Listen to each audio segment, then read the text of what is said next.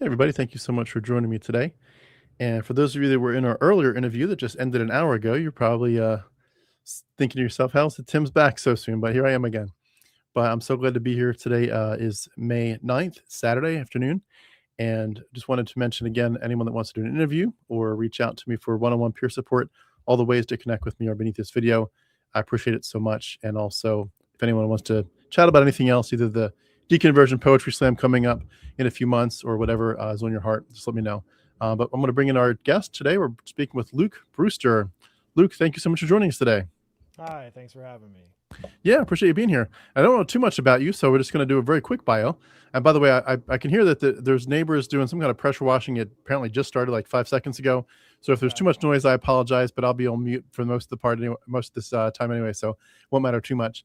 But anyway, we'll get through it real quick here. Luke Brewster is originally from Delaware, from DC.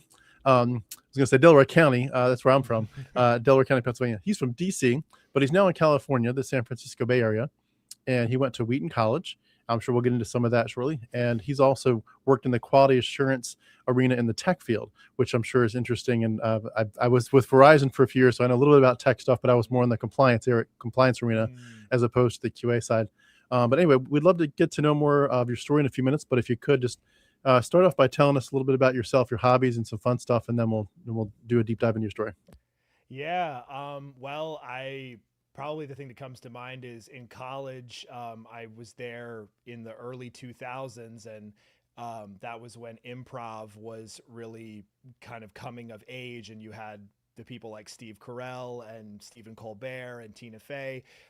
They had all gone through Second City and Improv Olympic, and so there was this really energetic guy at my school who founded an improv troupe the year before I got there, invited me to be part of it, and I got to like go down and if anybody's ever seen TJ and Dave, they had like a Netflix special or like a DVD at some point. Just amazing improvisers.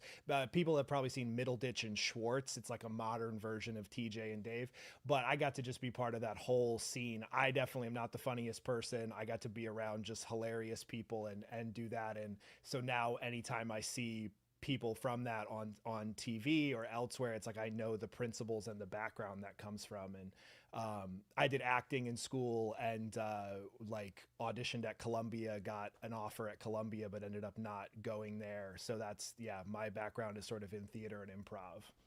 That's so cool. I'm jealous. I'm very jealous. Yeah, boy, Steve Carell, boy, who he certainly took his skills to the next level. Yeah. Well, that's really cool. I'm so glad you're here again. We loved hearing people's stories, and as you know, I'd love to if you could have you take us back, like way back. We'll talk about your current day stuff at the end, but I'd love to kind of hear how you grew up. Like, what was the origin story with your parents and your family? Especially, what did you hear about the Bible and salvation? And I'll jump in with some questions. Yeah, yeah. Yeah, so I'm one of five kids. I'm the second oldest. So we were, I mean, obviously when I was younger, the younger kids hadn't been born yet, but it was just always, we went to church every Sunday. My dad, he grew up Episcopalian. My mom grew up Southern Baptist. My dad's from New York. My mom's from North Carolina. That's why we ended up settling in DC as like a halfway between point for visiting grandparents and stuff like that.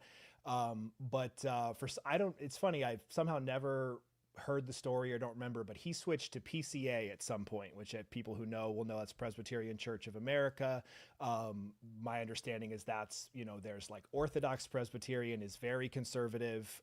Also, apparently there's Reformed Presbyterian I just learned about. I had never heard about growing up, but you may know Ohio, Pennsylvania area. You got Geneva College, like that kind of stuff there. And then we always were, the demons were PCUSA. Oh PCUSA was yeah, the liberal Presbyterians, and they were no good. So yeah, so I would have said we were reformed. My understanding is it's reformed theology. We're the frozen chosen. No Pentecostal, no speaking in tongues, like all very like systematic theology, etc. But yeah, I grew up in a big family, and we went to churches where I was homeschooled. A lot of people were homeschooled. We would do like co-ops.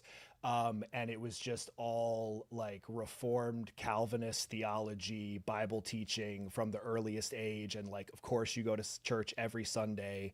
Yeah, that's sort of the background there. So would you say you were a Calvinist family? Yeah, absolutely. Tulip. It's funny. Last night I was trying to remember. It's total depravity. I don't remember what the U is.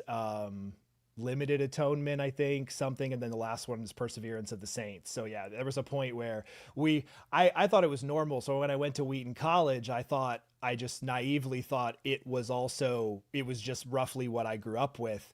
And so I didn't realize that not every 10 to 12-year-old memorizes the Westminster Confession of Faith, that was our type of church. It sounds like you may have some similarity there. Yeah, well, I wasn't in it myself as a kid, but I became very hyper Calvinist towards the end of my time in Bible college, Mm. and I was basically about to. We were starting to raise our kids on the Westminster Confession of Faith, which is crazy to think about just how that path would have taken us. But yeah, total depravity, unconditional election, limited atonement, irresistible grace, and perseverance of the saints. Unconditional election. There it Yeah, is. yeah, got it. I mean, got to give God all the glory, right? Wait, what is the I again? I missed it.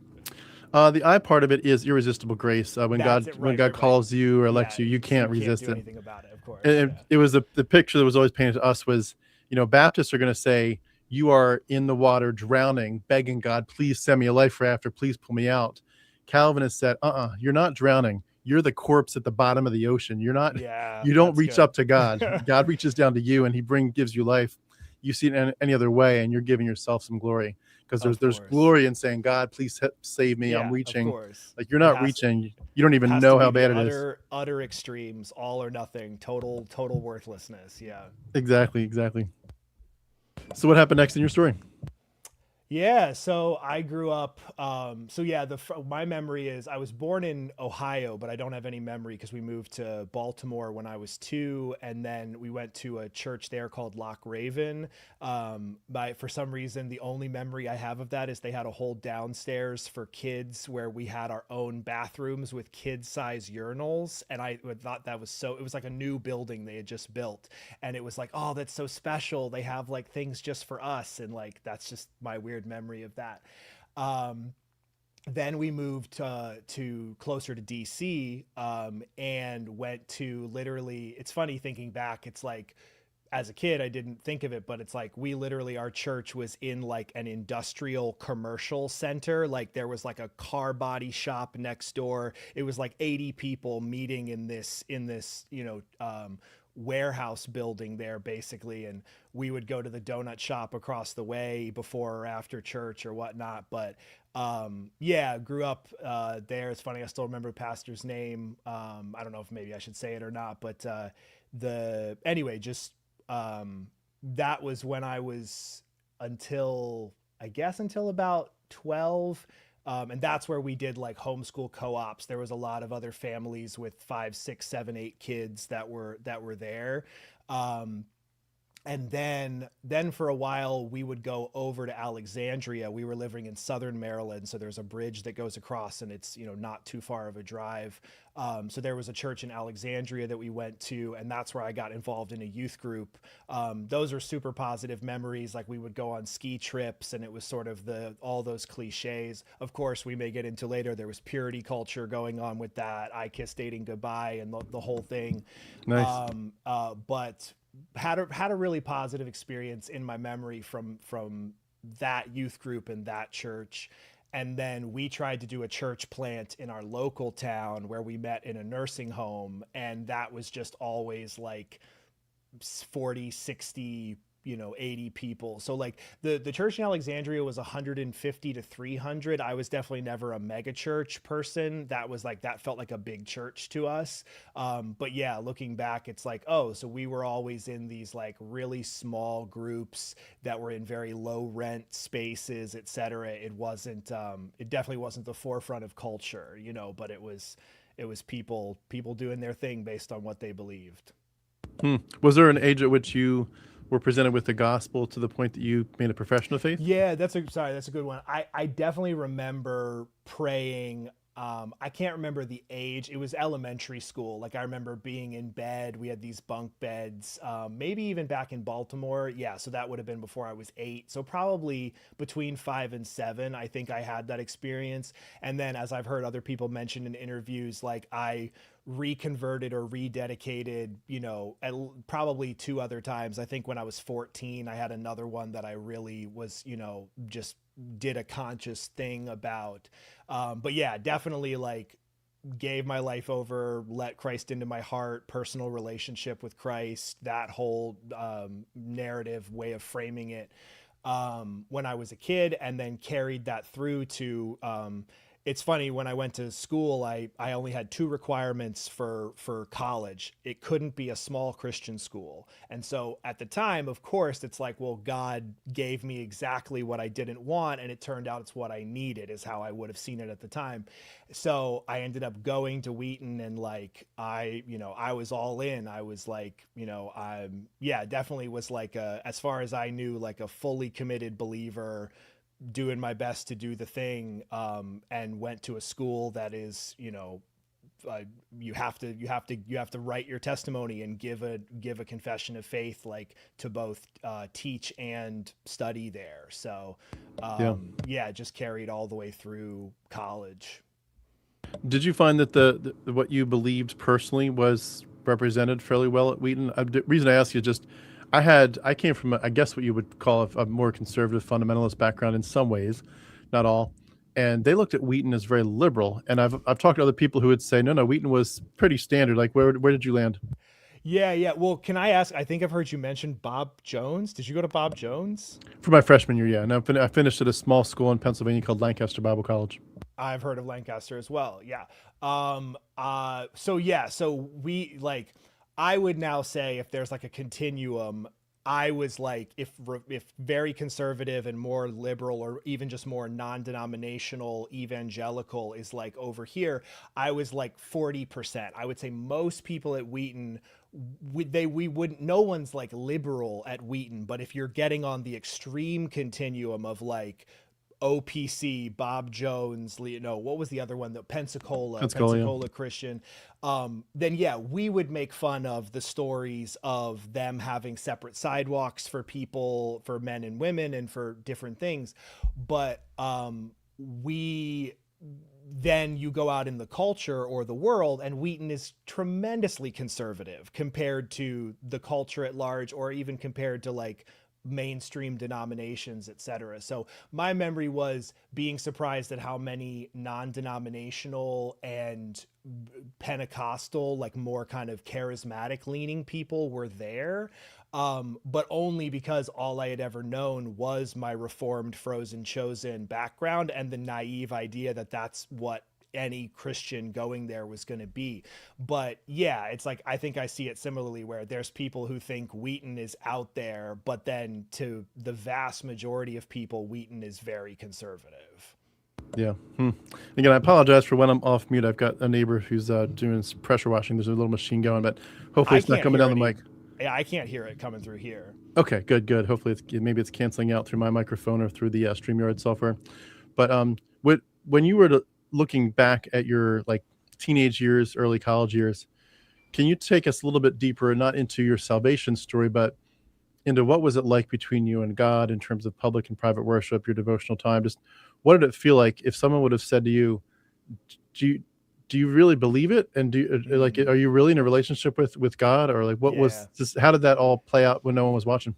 For sure, yeah. What do I remember? So I don't know why this comes to mind first. I started talking to myself out loud when I was like 10 or 11. I find this interesting to ask people, like when you're alone or in private, like, do you talk to yourself out loud? From what I've seen, statistics are most people don't. It's like 10% of people do or something. I'm also left-handed, which is like, that's another 10% thing. Most people are not left-handed. We'll get into that later. I think that probably comes out of the sort of implicit neglect that was from my family. And I was literally like talking to myself because of not having people ask how I'm doing, or kind of inquire into my life. But I think about that when I see homeless people who talk to themselves or yell at people. It's like, I think we have a need to talk that if it doesn't get expressed, it'll just start coming out. And I'm a big talker. I've been a big talker my whole life. So there's that part of it. But what I would say is that was intertwined with talking with God and talking with this voice of like a father in my head. And we'll probably get into that later, of the overlap of like my internalized parent father and God the Father. But what that evolved into is the memory that's coming to mind is I used to, our family, because we had so many kids, we would buy these Astro vans, the Chevy Astro vans that are like the residential or the consumer version of the white like service vans. And so I inherited those for college, and I'm driving around this like beater van, but I would like talk to God out loud. And I would, for some reason, I would like hit the roof and I would like look up and I'd, I had this way of praying to Father and be like, Father, you got me on this, or help me with this or whatever. And so I was totally in it. I was, from what my dad taught me and going to church and everything, like I was convinced like Christianity is the right way. It's the truth. Everyone needs to know about it. Like the true job of every Christian is to evangelize. I don't know if you ever heard of Worldview Academy. I think so. There's a thing out of Texas where they do summer camps for kids at universities, and they do a week where it's very intellectual, like you're learning apologetics, you're learning how to defend your faith against other Christians. I went and did that twice as a high schooler, and then was a counselor for that 1 year when I was in college. And at the time loved that. It was so cool to like do a combo of like summer camp with intellectual apologetics. We may talk about it other times. I studied philosophy in college. So I was like philosophy and theater, which is sort of like mind and body. And so I always really loved the intellectual angle. And so, yeah, like I was like jazzed to go to extracurricular programs to learn how to do apologetics and to evangelize. And part of those camps was like you had to go out. There was like a 2 to 4 hour period where all the kids and the counselors would go out onto the campus and confront people and evangelize to them and try to use these tools. So yeah, as far as I know, not a fair weather Christian, definitely not a Sunday Easter Christian. And then as we get into it later in college, like started to get depressed from that and like really convinced that I needed to follow the literal word of the Bible, sell all my possessions, go evangelize to the poor, go help the needy and the poor. So I mean, I to my knowledge and experience internally, I was trying to follow it, and definitely I didn't look down at other Wheaton people, not all of them, because there are some really hardcore committed people. You've had Andrew Jasko on your program, and it's like, I remember him in college. And it's amazing to see that he's come full circle, because like he was, I think we had some similar kind of like energy there, but I saw him as like even beyond me, like, oh, he's really doing it. He's really into it.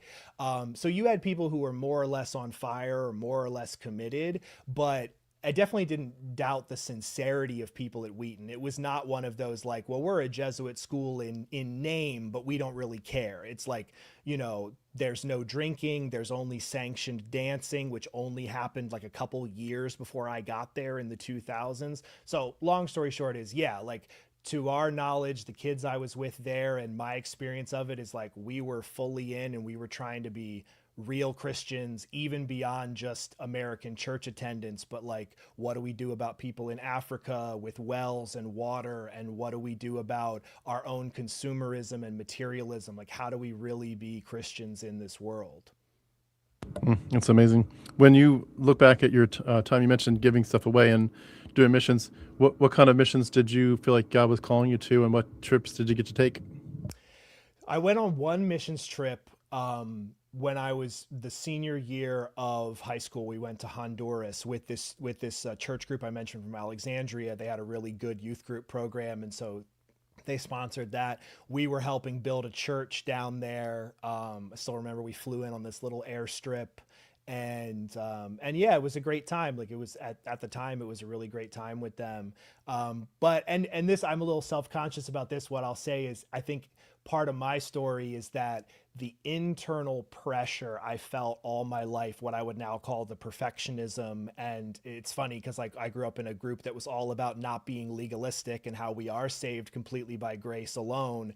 And yet, wear the right clothes, wear, nothing with logos, LL Bean, Eddie Bauer. Like, there was a right way to live, obviously. And so I think that, ironically, I had so much internal pressure to do the right things that I ended up actually doing very few of them. So I didn't go and do AmeriCorps, or the programs where you go overseas or whatever. I donated money to Bloodwater Mission. I remember, I think that's, at the time, was like a good program, but it was the kind of thing where it was like just this internal pressure of, like, you must take the Bible seriously, take the Sermon on the Mount, the Sermon on the Mount, like, be perfect as your heavenly Father is perfect. It's literally right there. And so mine is like, I don't know if you ever do you hear of Shane Claiborne? Does that name ring a bell? It rings a bell, but I don't think I know who that is now. He wrote a book, and I can't remember the title. He wrote it, like, right around when I was in school, and they had a community in Philadelphia called the Simple Place or something like that. I can't remember, but it was a community of, like, people who had not sold all their possessions, but were definitely trying to live a more ascetic, like, life, and live in the inner city and serve the poor and do things like that. And me and my friend group read that book, and I remember, like, one person in the group was like, I'm not going to buy anything new for a year. I'm going to just use and reuse and try to be less consumeristic. And I eventually ended up getting really depressed in college, driven by these kind of ideas and pressures, and took a year off. And I went and visited this community, which was literally just people living in, like, a row home, townhome in Philadelphia. But to me, that was like the serious expression of it. Was I had very real thoughts in during that year off. I was at home in DC working downtown. I give credit to my dad. He helped me, like, get a job at the time. But I literally was walking around on my lunch breaks going, I just need to, like, walk out the door, leave everything, and trust that God will provide, and that everything will start working out in my life. My issue is I don't have enough faith. If I could just do the Jonah thing, if I could just get over the hump and take the leap of faith, then God will start rewarding and giving. And the reason he's not is because I can't like live up to it. I can't do it. So that was my version. Like, I didn't, like, do as much, but I had this pressure that I was driven by, and what I felt what was absolutely right and I needed to do was just go to the poorest part of Washington, D.C., and just move into, like, a townhome there and trust that God would provide and start saving and evangelizing to people and really living out the gospel. Mm.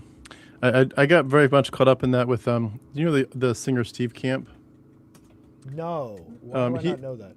he was from John MacArthur's church, Mm. and he was one of the, I think, pastors there, worship pastor or something, but he also was a singer. But he has this song called "Run to the Battle," and part of this is not just his lyrics; he's quoting someone else. But he says, "Some people want to live within the sound of chapel bells, but I want to run a mission a yard from the gates of hell." And Mm. that kind of mentality of, like, I'll go where anyone, who will go for us, here my Lord send me. That became my motto in so many ways too. And it's interesting how you also realize that you get so arrogant without realizing it, that you're in your willingness to turn the world upside down for Christ and to give anything for him. But in reality, what you're saying is, I mean, you think you're saying give all the glory to God, but what you're actually saying in part is, hey, everybody, look at me, I'm willing to do it. Don't I Yeah. do, don't I get the rewards in heaven? And it's so crazy how backwards it is in the psychology of unraveling, like, what your motivations really were. But by the way, I think, were you looking at the thing of the book Red Letter Christianity by Shane I Claiborne? think I think he wrote that later. What was his first? See, Jesus for president, social justice, Jesus. No, So here, Rethinking The Life, Irresistible Ex- Revolution. It was his Irresistible Evolution. first book. Yeah, Okay, living life as an ordinary radical. yeah, it's Yeah. pretty scary though that he's got a book called Jesus for President. Yeah. That's Yeah. pretty scary. In hindsight, it's terrifying. Very scary. But yeah, I think that that's one of the difficult things. The thing you're saying about the church I grew up in, everything was about love and humility, but there's a strange like opposites that become each other thing where it's like we are totally worthless, but simultaneously, because we know the truth, we are better than everyone else, and we know the true things that everyone should be doing and the way everyone must live. And that's absolute grandiosity, but the only way you get to hold on to it is if you go to church every week and get reminded that you're a worthless sinner. You're a worthless sinner who also is better than everyone else and knows better than everyone else. And that is a weird, Yeah, mind conundrum. and Calvinism certainly puts that on steroids. You mentioned before purity culture and like I Kiss Dating Goodbye. Do you mind just taking us on a little side trail to? We'll get back to to your big worldview picture of the Bible as truth and the gospel as your path to salvation. But take us on a side trail for a few minutes on purity culture. What messages did you hear, and how did that affect your overarching relationship with God as well as your self worth and just your human experience especially as you hit puberty? Yeah, it's so funny. It's like as you're asking that, I still have this like positive feeling that comes up. Even though I know I'll get into it, it's like I think that's what's so difficult or interesting about this process is as I've been able to feel my feelings more and figure out and really listen to that side instead of just going intellect is superior, suppress all the feelings, that feelings are very educational.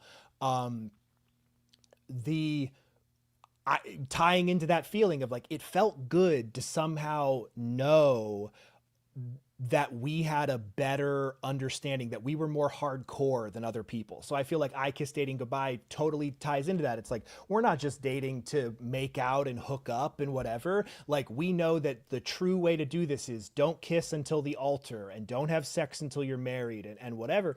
And my older brother did that. My older brother, he really took the brunt of it, is how I would now say it, is he read it and he eventually ended up marrying somebody where they did not kiss until, I mean, as far as I know, but I really, knowing them, I think it's absolutely true. They didn't kiss until the altar, and they got a standing ovation at their wedding because everyone knew that. And they didn't have sex until they got married. And they now have 8 kids, which is, they're, sort of carrying on that same tradition and legacy. And so for me, I was the second born, and the second born is like, at least in my family, there's a very classic firstborn who's the very type A driven leader. He's like the leader of all the other kids. And then I always saw him as like the snowplow, and I on the front of the train, and he would clear all the stuff away, and then I got it a little bit easier. But what I turned into is I bifurcated, where I did all the right things in church and in public, never swore in front of my parents. I'm sure a lot of people do this, that you're able to just completely compartmentalize like a light switch. As soon as you're home, it's like vernacular switching or accent switching with people. Like you get home and you know exactly how to be. And then, I didn't get into like too much trouble, which ironically, I wish I had been free to get into more trouble and realized it was okay at the time. But I would, I made out with different people, and I did certain things underneath in the background when I could get away with it. But yeah, in hindsight, felt tremendous shame about that. Or there was a lot of like, fortunately, like I think my parents handled sex education and things about masturbation and stuff like better than a lot of other stories that I've heard. And there wasn't a total demonization of it. So I didn't ever feel like massive guilt about that. But then there was also pornography. It's like porn addiction probably for all of us, like guys in the family, started at like 10 or 12.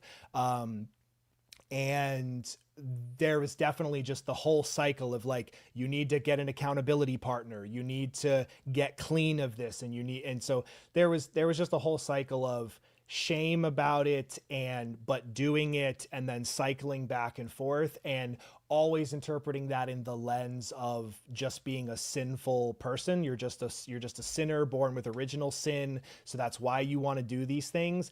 And now I would look at it and go, that was another expression of neglect, that like there was emotional neglect in the family, and the lack of love that should be there, you go looking for substances to fill it. And I didn't get into like alcohol or hard drugs, but I got into tons of soda, tons of candy, and then pornography, like things that would make me feel loved, or like a love substitute instead. But yeah, so I guess it's a weird combo of like, I have this positive memory of like, we knew the truth, we knew something better, and there was something like superior and motivating about having a more hardcore standard about sex. And yet I can also look back and go, oh, there was shame, there was undiagnosed mental illness, there was all these other things that were missed because there was just this simple framework of like, well, it's sin and you need Jesus, and not an understanding of like other causes or problems. Yeah, it's amazing. I think it's thinking through the porn issue. I'm working on a project on that. It will be a while before it's ready, but it's amazing how different I see it at this point. It's so crazy the way life flips on its head. But I don't want to digress too far. But you mentioned your family there. Could you dive in for a minute to just what your relationship was like with your parents? Did you feel like you admired their walk with God? Did you feel like you were unconditionally loved? Did you feel like you were jumping through hoops? Were you scared, or did you feel pretty safe around them? Just what was that all like? Yeah, great question. I still have a positive memory. Like when I think of my childhood and my parents, it's good feelings and positivity. Like I've done, I would think, a fair amount of reading. I've read about a lot of childhood trauma stuff. And sort of my story is that I thought my family was good until I was 37. And we'll get into it later. Then some things happened and I went back to therapy. And it was the first time it feels like a total blind spot of like, as a kid, I just formed this image that everything was great. But ironically, to do that, I had to think then that I was the problem. If my parents are both good enough, if they're, these good, upstanding Christians, like they're definitely not perfect, but like my brain's going, well, they're doing the right things and they're telling me what's wrong, and they're not doing wrong things and I am. So I'm the problem. I'm just bad and selfish and sinful. And I didn't really see that, like, well, we can get into it in a little bit, but my relationship with the parents is my mom homeschooled all of us. My younger brothers and sisters eventually went to like a Christian school for some of the time, but me and my older brother were homeschooled K through 12. And so in one way, she was there. She was a stay-at-home mom. She was there with us.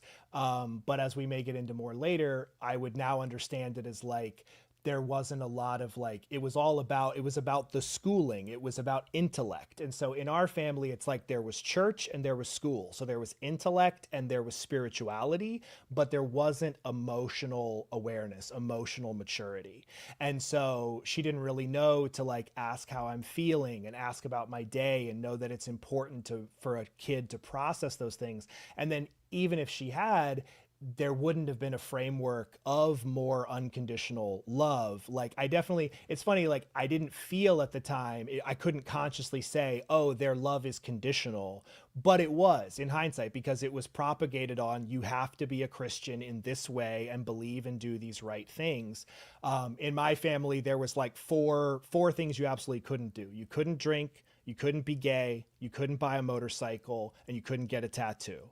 Those were like, and like those may sound simple to some people, but it's more just an expression of like, there were absolute do's and don'ts where if you cross this line, I don't think my parents would have like straight disowned me, but you don't even need that as a kid. Like any idea of losing your parents' love or your parents' acceptance and safety, you're terrified of that, and you'll do anything to avoid it.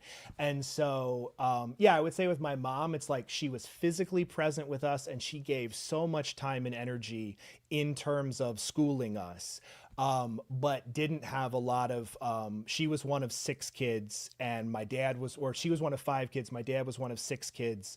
They're both from big families. They were both middle children. And I think there was implicit emotional neglect in their families. So they only had what they had, and they only knew to pass on to us what they had received, which is go to church, be a good, upstanding white middle class person, and, you know, be smart and go to college and get a good job. And they didn't really know about the more emotional side. And then my dad, like, I always think about at the time, I feel like the cliche was whether your dad shows up for your sports games, that's whether he loves you or not. He was always at our games. He always did all those things, and gave us a lot, very supportive financially and physically. But again, like didn't really understand to do like more close emotional conversations and check-ins and get to know us. And then also looking back, a lot of things revolved around his interests or his hobbies. So one example is like, because he didn't want us to be lazy kids, we couldn't watch Saturday morning cartoons. We had to be up at 8 a.m. and we had to help him with yard projects or work projects or other things until noon. And then we were free to go off with our friends. And I would suspect he thought that was building character and was like a real, you know, strong, positive thing. But there's a way of looking at that now of like, the kids are things to help with the parents' needs and the parents' objectives, and not understanding that kids are allowed to be kids and need to be kids. And it's okay if they eat cereal and watch cartoons. Like, they're not going to turn into delinquents because of that. It's interesting about Saturdays that mine was the same way. We would Huh. start it out with like an hour or two of going through. We put Bible verses on 3x5 cards. So my dad early on Saturday mornings would always make us flip through and like just read off the verses we memorized that week with homeschooling, and then we had to do some yard work as well. He would literally say like pick up 100 sticks, and he'd be like, Jesus, and wow. don't take the big sticks and break them into two and count that as two. Like that's Of one course stick. not. No, it's got to be real. Were Exactly. you you were homeschooled as well? I went back and forth. My dad was a Okay. Christian school teacher, so we were able to be in Christian school for either free or for reduced cost. So it was a little bit of both. But eventually, I did go back and forth, especially in the later years. I ended up wrapping up my time before college a little bit early. So I graduated after 11th grade, and then I took 5 years for a four-year degree. So it evened out. Hey, me too. Yeah. It's crazy. Took me By the 5 way, years. speaking of me too, I'm a lefty as well. Oh, Left-handed, so okay. we're the good guys. Yeah, I'm nice. guessing you're artistic and poetic as well.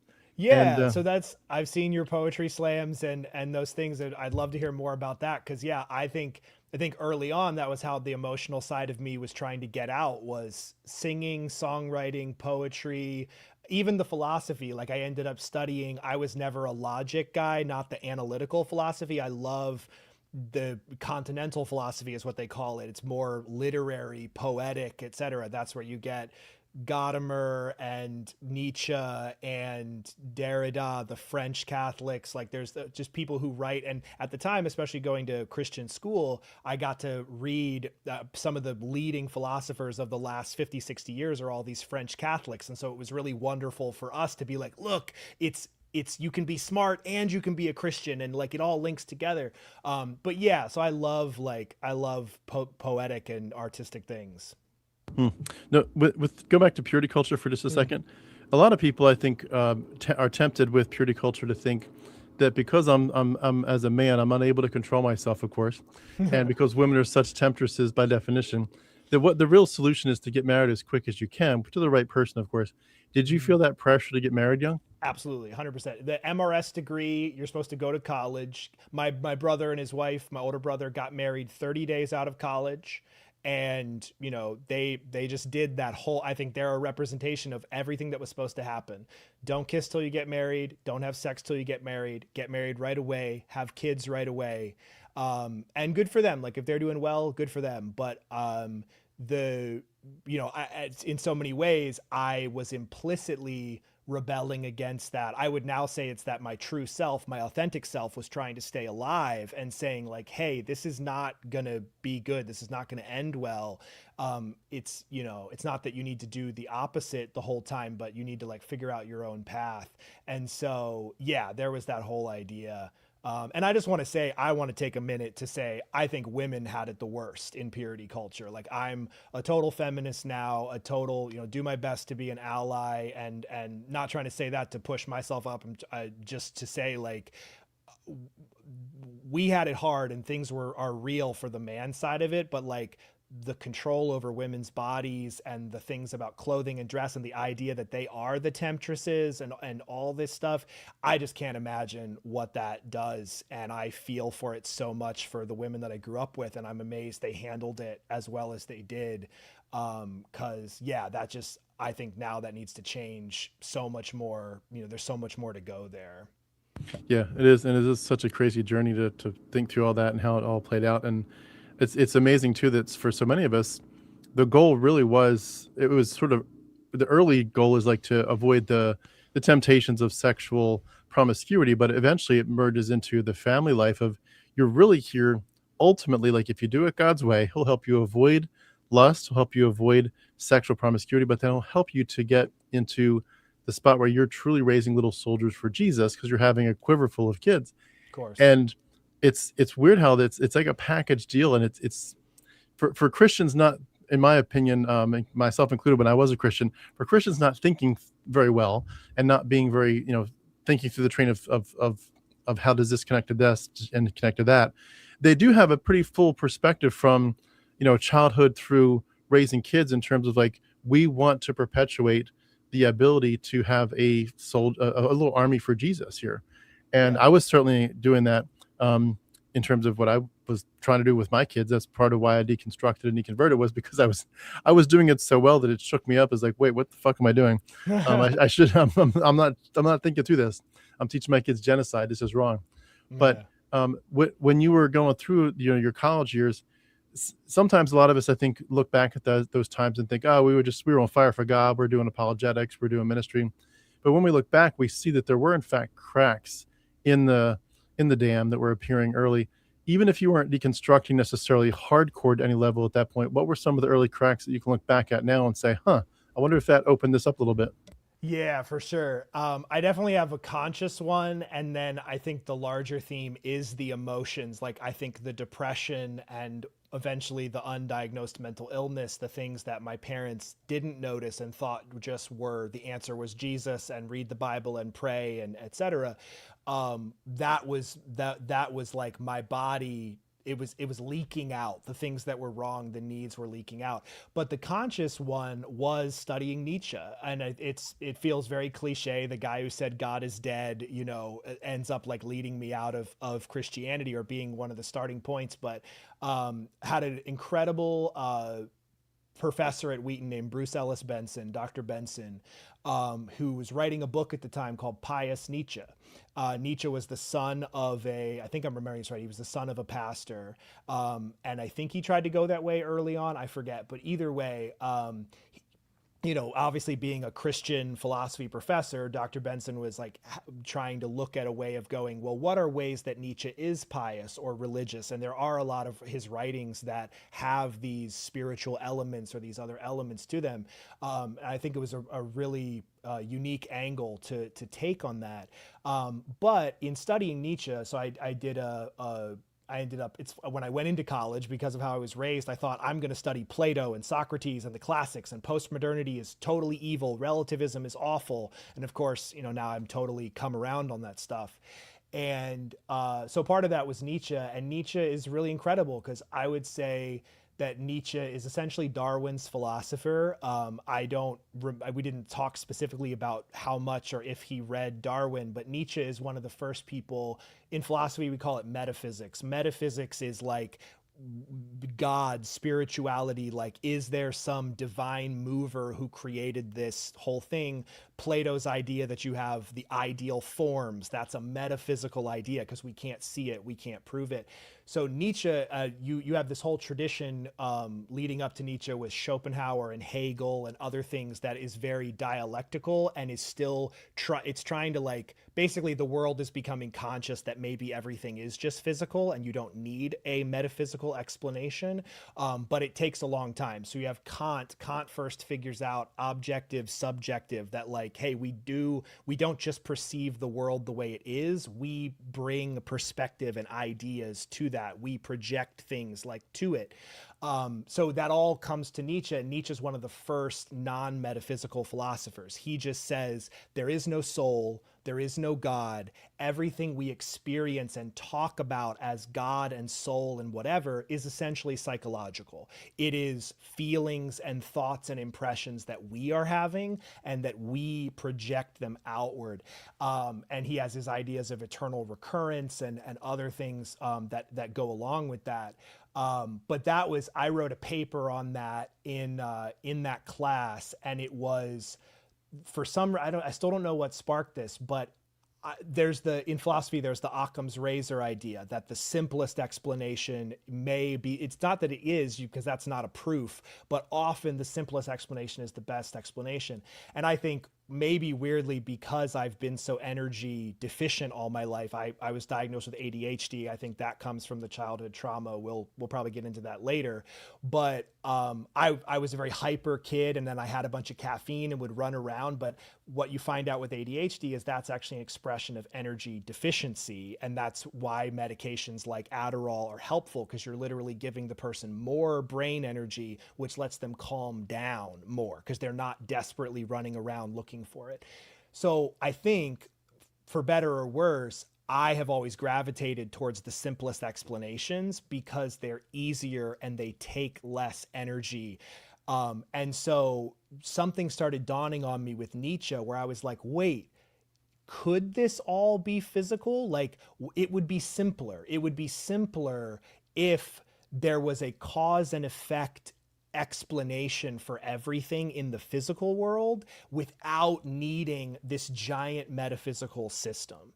And so I think I now have like arguments and proof and evidence that show that, but it took like a 15-year process. But the first inklings of that were in this Nietzsche class, and encountering the idea that the things that we think are angels or demons or being tempted, or all these explanations, these metaphysical explanations that the church and the college had for our experiences. What if those are just our thoughts and feelings and experiences internally?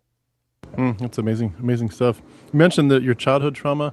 Can you elaborate on that a little bit in terms of what it was, to whatever extent you feel comfortable talking about it, but also what it did to your relationship with God?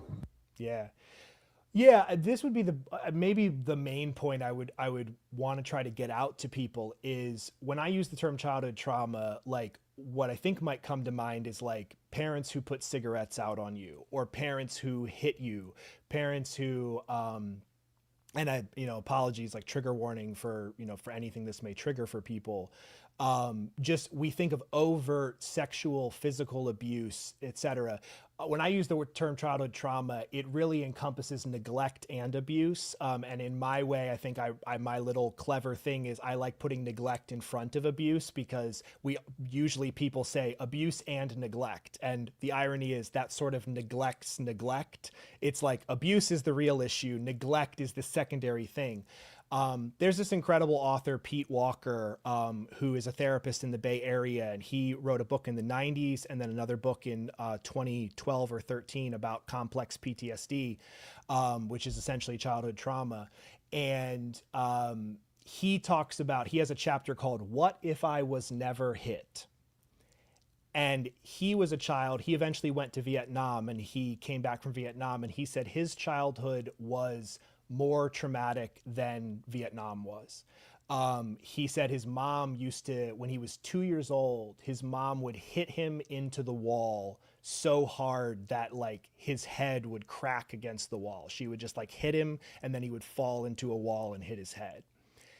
What he says in that book is that it was the emotional neglect in his relationship with his mom that was more serious and injurious and damaging than the physical abuse. And I think that's the truth. I think that emotional neglect, in a way, is the core of all abuse, because you can't abuse something that you love. And so in order to love something, to abuse something, you have to have already not loved it and neglected it in some way. And so it's not to put my experience above people who have suffered like true abuse, but yeah, there was not physical abuse in my family. I mean, my parents spanked us, but in a very controlled way. They always talked about it with us, told us like what was happening. I still think that is abuse now. I think spanking is child abuse, but our parents, he didn't just get the belt out. He didn't get drunk and hit us. It wasn't the more typical kind of things. My dad was never a drinker. There wasn't, alcohol in the house, etc. But there's alcoholism higher up in my family, which is part of why we were a dry household. So the main thing in my understanding in my family is it was emotional neglect. My parents were doing what they knew. I try to avoid the phrase did the best they could. A lot of people are like, oh, they did the best they could. Well, here's the thing. There's people who drive drunk with their kids in the car, and that's the best they can do. So there are parents who hit their kids, and that's the best they can do. That is not acceptable. It's terrible.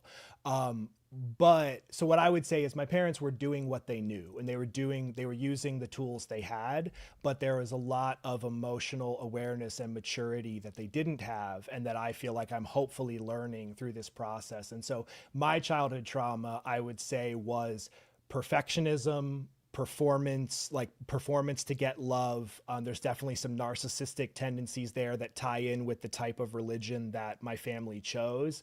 And then going along with that, the emotional neglect. So it's like the way you get love is through intellectual or, like achievements that society values.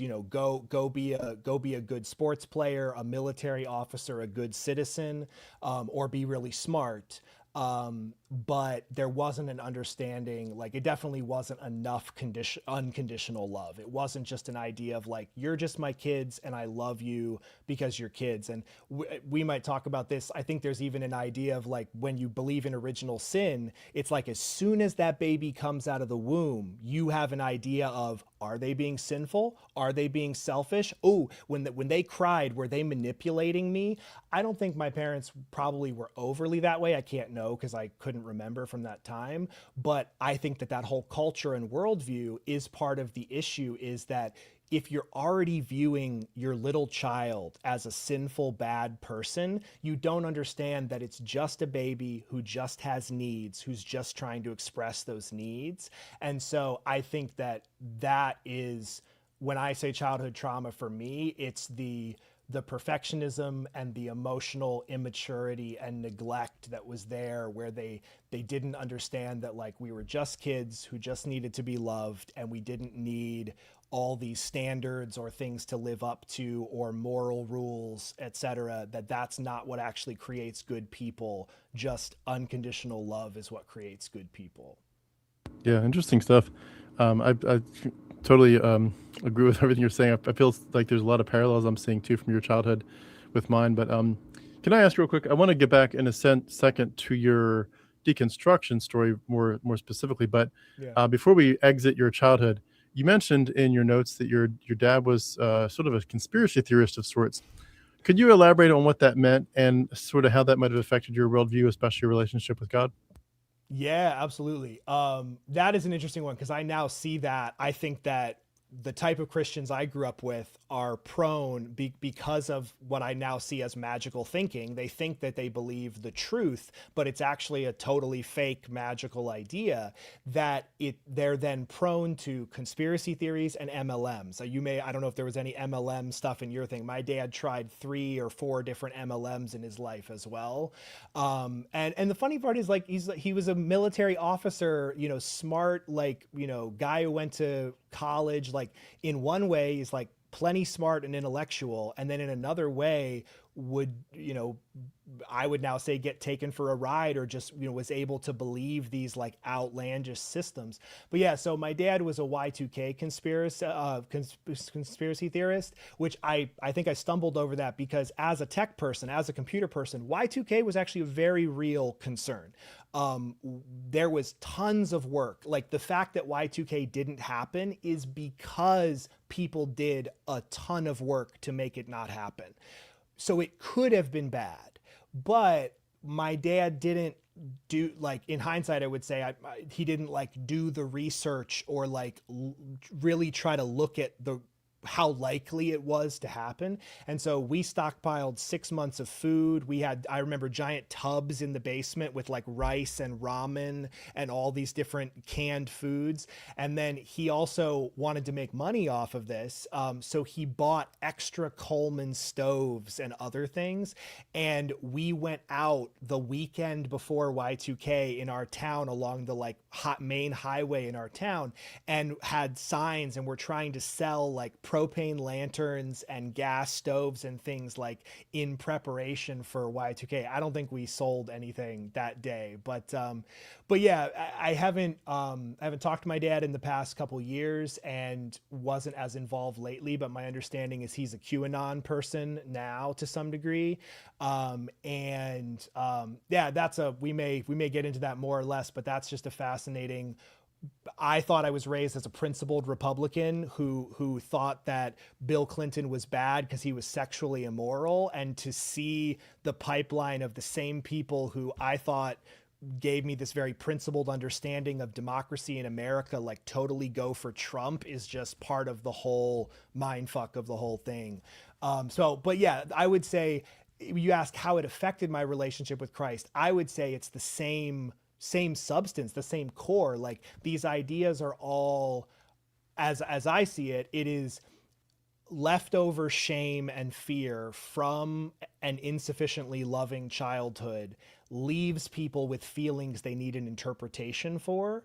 And the type of Christianity, a more fundamentalist, reformed Christianity, offers this thing that matches the feelings. Oh, I am terribly bad. I am totally worthless and unlovable. But, oh my God, God loves me. God saved me. And so it's making sense of these feelings that are actually from early childhood, but because we have amnesia about early childhood, and because we have a psychological need to defend our parents and think our parents are good and loving, that we look outward, we look for other explanations. And I think that leads to then blaming immigrants, or we externalize the blame onto other sources, and we say the world is evil and bad, my parents were good. So I just think it's all of one cloth and all of a same piece now, where it's like what leads people to be prone to fundamentalist Christian belief is also what leads them to be prone to conspiracy theories and to MLMs, because it's conspiracy theories play into the fear, and then MLMs are the promise, and it's almost the salvific dream. You're going to make all this money. You're going to be saved. And so I think that they all go together. Yeah, it's a great point. And I was trying to think about MLMs in my life. I don't think the only thing that I got anywhere close to was I had a bunch of friends trying to do the essential oils, but I know there's a whole litany of other ones out there. But yeah, it's pretty crazy to think about. But the one thing that what you were saying reminds me of, I remember when I was growing up, we used to listen to a radio program that was headquartered out in California called Family Radio, and they were pretty conservative, playing old hymns and all that, and doing a lot of times where they just straight up read the Bible, just not even preaching, just reading the Bible. But I grew up on that. That was like my bread and butter, a lot of Family Radio. But the guy that was in charge, his name was Harold Camping. He's this old geezer that I'm sure he's passed now, but he was old when I was listening to him. So he just kept on doing it. But he eventually would get into the conspiracy theory of naming a date for Christ's return. And it got to a point where he would be wrong like over and over. And I don't know if it was 3 or 4 or 5 times that he did it. Eventually he just eventually stopped. But but it was like the first time or two that he did it, like he got people to literally sell their homes and go buy RVs and just plaster the side of their RVs with these messages, these billboards, that just, and buy real billboards, then just say Jesus is coming back on whatever such and such a date, and like this is it, like this is your last warning. You got like 2 months left, you got 1 month left, you got 1 week left. And boy, it was scary to see how many Christians, and like my family didn't personally buy into it, but I saw a lot of Christians that got really close to saying, you know what, he might be right, because they would, every generation seems to see the signs of the times. Right. No, yeah. Well, I'll say it's interesting because I think of my family like frozen chosen, reformed, intellect, not emotional, not Pentecostal, not, like in one way, but then the emotions feel like they were all expressing themselves in the conspiracy, the things like I definitely remember the whole thing, people like learning the Hebrew and equating Hebrew characters to numbers and then doing the math and the numerology, The and then the Bible left. codes. Yeah, Bible goes there. And then the Left Behind series was huge in the 90s. And so there was this weird duality there of like we are totally unemotional, rational Christians over here, but then underneath it's like there absolutely are angels and demons. There's a spiritual war going on behind everything. And yeah, thankfully we were never, as far out as that. Like we definitely didn't get into like, we sort of knew. It's like I think we believed the verse that says no one knows the day or the hour or whatever those verses are. So it's like we were like, nope, anyone who says they know doesn't know, and that saved us from that. But there was in other ways a desire to get into some sort of code or system or something that would give you that power and that control over the future. The idea that you know something that you can't know. Yeah, it's interesting too. When you say that way, it reminds me of how Christianity really did evolve out of the Greco-Roman mystery cults, which had this secretive part to them, and to realize there's a reason why you feel like you're eventually kind of getting into the secret knowledge of Christianity, because the whole structure is really about secret knowledge. But can you take us back to your deconstruction more officially? What were the things that kind of put your thought process to a point where you're starting to see it like, man, there's some splinters in my mind that I cannot get out? And how scary was it to start to ask those questions without feeling like you're on a slippery slope? Yeah, it's interesting. I've heard you talk a couple times about how you had this 1 hour where everything cascaded. And I feel like I don't know how accurate it is, but I get a feeling of like, oh, I think you had in that 1 hour things that slowly came to me over like 15 years. And so one of those, what I would say is, so I had that Nietzsche class in college, but then I leave college and I'm still like totally this idea of I need to sell everything I own. I need to like go to the poor side of Chicago, and Wheaton College is outside of Chicago for people who don't know. So I then lived there after college for a number of years. And so I was of course part of gentrification. So I moved into a poor, right on the edge of where it was poor, but safe enough. And then gentrified that. But then across the highway or further south was the real west side of Chicago, where it was like, as we saw it, I'm sure there's some racism, some xenophobia there of like, well, it's dangerous. That's where the black people are. And, but also they need us, we're the smart white Christians, so like we need to go help them, like just all kinds of paternalistic stuff that is ridiculous. But at the time I just thought it was like, I'm not being a true Christian. I'm living here in this safe place and I want to just have my fun 20s and do whatever, but I really need to go do this more hardcore thing. So like I said, I had all this pressure inside but never could get over the hump, never like could act on it. So really I was just depressed. I had internalized self-hatred and shame. And so my depression started in college. I took a year off for my junior year and then came back and finished. But basically, because of these beliefs, got more and more depressed until I was 25. Around 25, I have this memory is like, I'll jump to the conclusion, which is I became a universalist. What happened is, and that was, it still feels sacrilegious because of course that's absolutely unacceptable to what I grew up with. It's like, no, there are saved people and not saved people, and it matters and it's very important. And what I came to is through my own suffering. And I think this is part of my story is essentially, I feel like and it's so ironic because I was raised all my life that we are the most loving religion. We're all about love. It's love. But really, there's a lack of empathy for the human condition because, and as I see it, I think everything is an extension of the parent-child relationship and metaphor. So if God is the parent and we are the children, the question is, who do you side with? Who's the good person? And that religion is the utter extreme of the parent, God, is totally perfect and without sin and does all the work. And the children are utterly worthless, undeserving sinners. And what I started doing was going, wait a second, and there's all the research. If you read Robert Sapolsky, who talks about the ways we're influenced, whether we have free will or not.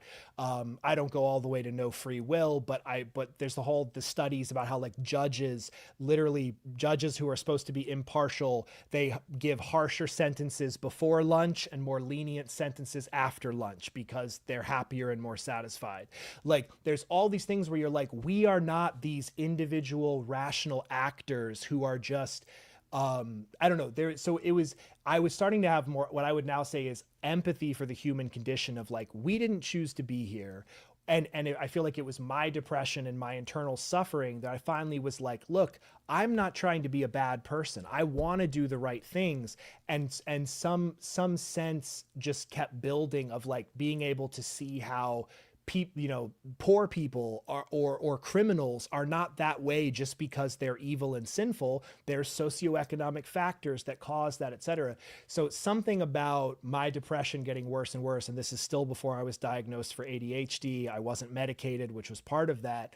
I just reached a psychological point where I was like, there is no way. This is what it really is. I think when you're more energetic and more capable, you can really have an idea that, like, you are doing it. You're in charge. But anybody who's ever been as depressed as I was, or as ADHD as I was, realizes that, like, people are not even in control of their own minds sometimes. And I was able to go, God must be aware of this. Like, at this time, I still believe in God and Christianity and whatever, but I'm trying to work out the situation. And I go, God must be aware of this. But if he's aware of it, then he must empathize with our position, instead of, like, being like, well, no, you brought it on yourselves. You're worthless sinners. Like, he has to see how pitiable this is. And so the first move I made was going, it must be that when everybody dies and gets to heaven, God goes, I understand how bad it was for you, how hard it was for you. And of course, I feel like instantly there's people in the audience like, even Hitler? And it's like, yeah, even Hitler. Like, even Hitler would be, especially now, I would absolutely say Hitler was a victim of trauma, and that he was acting out his childhood trauma on a global social scale. But yeah, the first step in the deconstruction was, like, leaving college, having some of those inklings from the Nietzsche class, and then getting to this point of my own depression of going, look, this doesn't make sense that we're sitting here judging people as if they can be good or bad. Any good God would just understand how limited we are and how terrible the world is.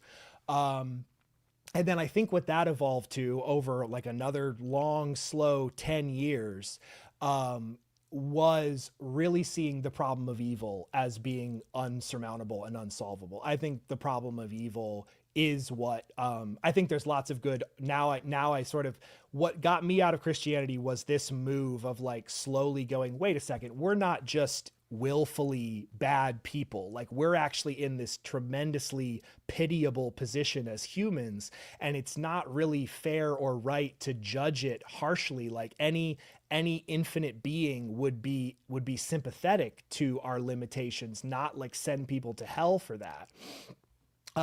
But that took a lot of grieving and a lot of, when you say, like, the toll it took, I had to face so much fear. And really it was, like, later on, I think grieving is really acceptance, as far as I understand it, but it's a very painful process of accepting things that I think the beliefs I was raised with were trying to hold at bay.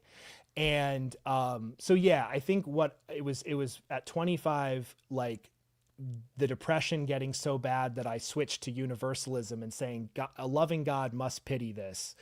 And then that slowly morphed over more time to going, no, a loving God would not leave us in this position. If there is a God, God is evil, because God lets rape and murder and torture happen on a daily basis, and child abuse and genocide and slavery and everything. And so it really was a shift of being able to side with humans and say, no, we're in the shit position. We're not bad. We got a shit deal.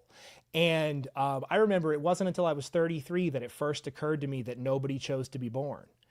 And I think that thought is the basis of morality. That's like, people are like, well, if you don't have God, you're going to kill and murder and steal. And it's like, no, because we're all equally victims. We're all equally, like, as Heidegger would say, we're thrown into the world. We're just thrown into this situation that we didn't choose and we don't pick the rules of. And I think that's one of the arguments you can make against the idea that people get sent to hell, is like, we didn't sign an agreement. We didn't get a contract before we were born that says you agree to be this kind of a good person or you go to hell. So like, who signs up for that, besides the fact that it's just obviously not real, and you find that out when you study the like evolution of Sheol and Gehenna and everything in the Bible and all of that. But yeah, so I would say switching to universalism first, then slowly gaining more empathy for the human condition, until eventually having the courage to go, if there's a God, he's not good, he's evil, because he won't come back and save us. And I know all the philosophical intellectual arguments of, no, you have to have free will. Like, that's what convinced me in college. I was like, well, wait, if God came back, he would take away our free will. It's just all bullshit. It's all lack of empathy of going, you're going to tell me you're going to take every child murder, every child torture, every evil thing that's ever happened while God is watching, and you're going to say that he, as a loving father, shouldn't have intervened and stopped that. And that's one of the difficult things. I think you either see it or you don't. You either can go to that empathy or you can't. And a lot of that comes from whether you had that empathy or love given to you as a child, or whether you've done the grieving and the processing to make the change. But yeah, that was a long process. And then kind of at the very end, ironically, it's like after I had kind of been through a deconversion in like a personal, emotional, psychological way, then I started, my littlest brother told me about your channel.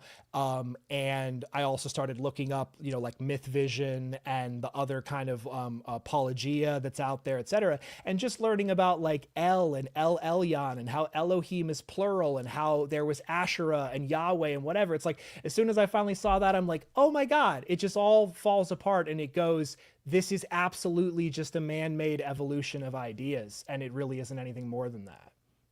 It's interesting that you were able to connect the dots of that your depression was related to your theology. I'm kind of in admiration of that, because I feel like I probably went through some times of depression. I mean, you can't shift your worldview without being depressed. It's a shock to your system. But the fact that you were able to identify it and say, I'm specifically sad, not because I'm a sinner, not because I'm disappointing God, not because I'm in wandering in the wilderness and going through the valley of the shadow of death, but specifically the theology itself is absolutely ruining your life, your emotions. Why do you think you were able to connect it and make it so clear like that? I can only do that now in hindsight. All I knew at the time was I was totally in. So like, I didn't have sex till I was 36. Like, I was taught that, no sex till marriage. Like, I held on. Like, I had all other friends in college who, like, I still have a little bit of superiority about that, even though it's a terrible like tragedy of my life, that like I held on longer than other people. So like, that's another example. It's like, I was following the rules. I was in certain ways. So I can only say it that clearly looking back now, that, clearly the perfectionism and the moral demands of the religion were contributing to my depression and were driving me deeper. But all I knew at the time is like, I'm trying to be a good person. I'm trying to go do these things, and I can't, and I just keep getting more and more depressed. And it felt like a failure. Like, I still have feelings of like, oh, I'm doing the wrong thing. I should have just been strong enough to go do that thing. But it really was reaching a point where I was like, well, look, if I'm depressed and I'm not doing the thing I should do, and I'm getting worse and worse, and I'm almost losing my job, and like everything's falling apart, there was just something about it that I was like, something has to be different here, has to shift here. And so, yeah, looking back, I can now put clear intellectual words to that. But at the time, it was just like an emotional process that was evolving. That's amazing. Now, one of the things that happens to a lot of us is you sort of start to move out of Christianity, but then you kind of get sucked back in because you're either afraid of hell, or you're afraid of the ramifications of it, or just any number of things. just the fear too that maybe the devil's got you or your pride has you. Was it sort of like a slow progression that just kept moving in the right direction? Did you ever get that? Did you like get real close and then get sucked back in at all? Mm. I I would that's interesting. My feeling is probably I don't have a strong memory of that happening, but I think that's probably why my process was so long and slow. I think that it had such a strong hold on me that it was a terrifyingly fearful step to take every inch of movement away. And I was trying to hold on, or those beliefs were holding me, and that's why things like I waited so long to have sex, or and still felt bad about that when I did, thought I wasn't supposed to, like I still have some of those thoughts and feelings in me. So I, yeah, there's weird things there where it's like I stopped going to church in college. Like I was this hardcore believer in these other ways, but like not going to church. Then I went to church after college for a number of years and then stopped going. So there, I'm trying to think about the fear of hell thing. The fear of hell, I think that really held me for a long time. No, I think probably what it was is it was this very long, slow process, and then there was this traumatic, significant event. I got into a relationship and then had a terrible breakup when I was 37, and there was something about that where like I hadn't been in a relationship for 10 years because I had been in bad relationships. I would say I'm codependent is a way of like defining like the angle I come from and the issues I have there. Um, so I had had these bad on again, off again relationships until I was 25. And then I swore it off because I was like, I'm hurting. And of course, at the time, the purity culture, it's like, I'm hurting these women. I gave myself all this like over pressure. So I didn't really have a relationship for like 10 years. And then I got into one that felt like it was going to be the perfect, like, oh my God, I'm finally getting everything I worked hard for and waited for and whatever. And it fell apart in 2.5 months. And that just triggered this thing of like, I'm so late in life. This isn't happening. What's going on? And that's when I went back to therapy and started finding out this stuff about childhood trauma and putting the pieces together. And so yeah, I think it was like it's almost like that thing of they say like how do you go broke first slowly and then quickly. I think it was actually instead of me getting sucked back in, it's that it was a long slow thing where the gravity of the beliefs were like holding me back and making progress agonizingly slow. And then this relationship happened and something just broke. And I was like, I didn't go into it thinking that that was going to be the last straw of my faith. But in finding out that, oh, I'm not an originally sinful, fundamentally bad person, I was neglected in childhood and thought that my family situation was better than it was because that's a defense mechanism. Getting this whole other framework, it really was like a paradigm shift, like Thomas Kuhn talks about. It's like, I think the whole Christian system is like a way of interpreting the world. Here's why things are bad. Here's why you feel the way you do. Here's what you need to do to fix it. And when I got this new framework, all of a sudden, it felt like it was more accurate, and then it started working. It started actually. So an example, like the Christianity was making that depression worse and worse and worse and worse. This new realization made the depression better and better and better and better, and learning how to grieve and feel my feelings. So it was really getting a better explanation, a better worldview that more truly fit the facts. And then I could sort of do my own scientific process of like, well, if this is this, then that should mean that doing this leads to this result. And then I did it and then it worked. It's like I did the grieving, I did the work, and I faced the feelings that I wasn't facing, and then I felt better even though it felt like I was going to die when it first started. And so yeah, I would say I didn't really have a back and forth, but it was almost like the gravity of the planet I was trying to leave was so strong that it was just a very long, slow process for me to leave. Hmm. I can definitely relate. I use the illustration from time to time of dominoes, and like if your domino systems are set up as your worldview, and you start kicking, but you're like a mile away, you're kind of doing kicks against your worldview, but you're not really toppling anything yet, and you just keep on doing it for whatever it is, months or years, and eventually you make one more kick, and it feels like it's just one more kick. It's not that big of a deal compared to everything else. Everything else is like the same kind of kick, but you're now so much closer and you don't realize it. And all of a sudden you take that one last step and it just all tumbles. It hits. And it is crazy. But well, I'm interested for you, if I can say, because like when you talk about that hour you had and you saw evolution as part of that, this is part of what I'm fascinated by. This is like a lot of very smart people like believe these things. And like you have people like N.T. Wright who do a whole individual manual translation of the New Testament and write all these other books, like clearly very intellectually capable people, but they somehow don't see it. They somehow miss this other stuff. And then obviously there's very smart people who don't believe or believe totally other religions.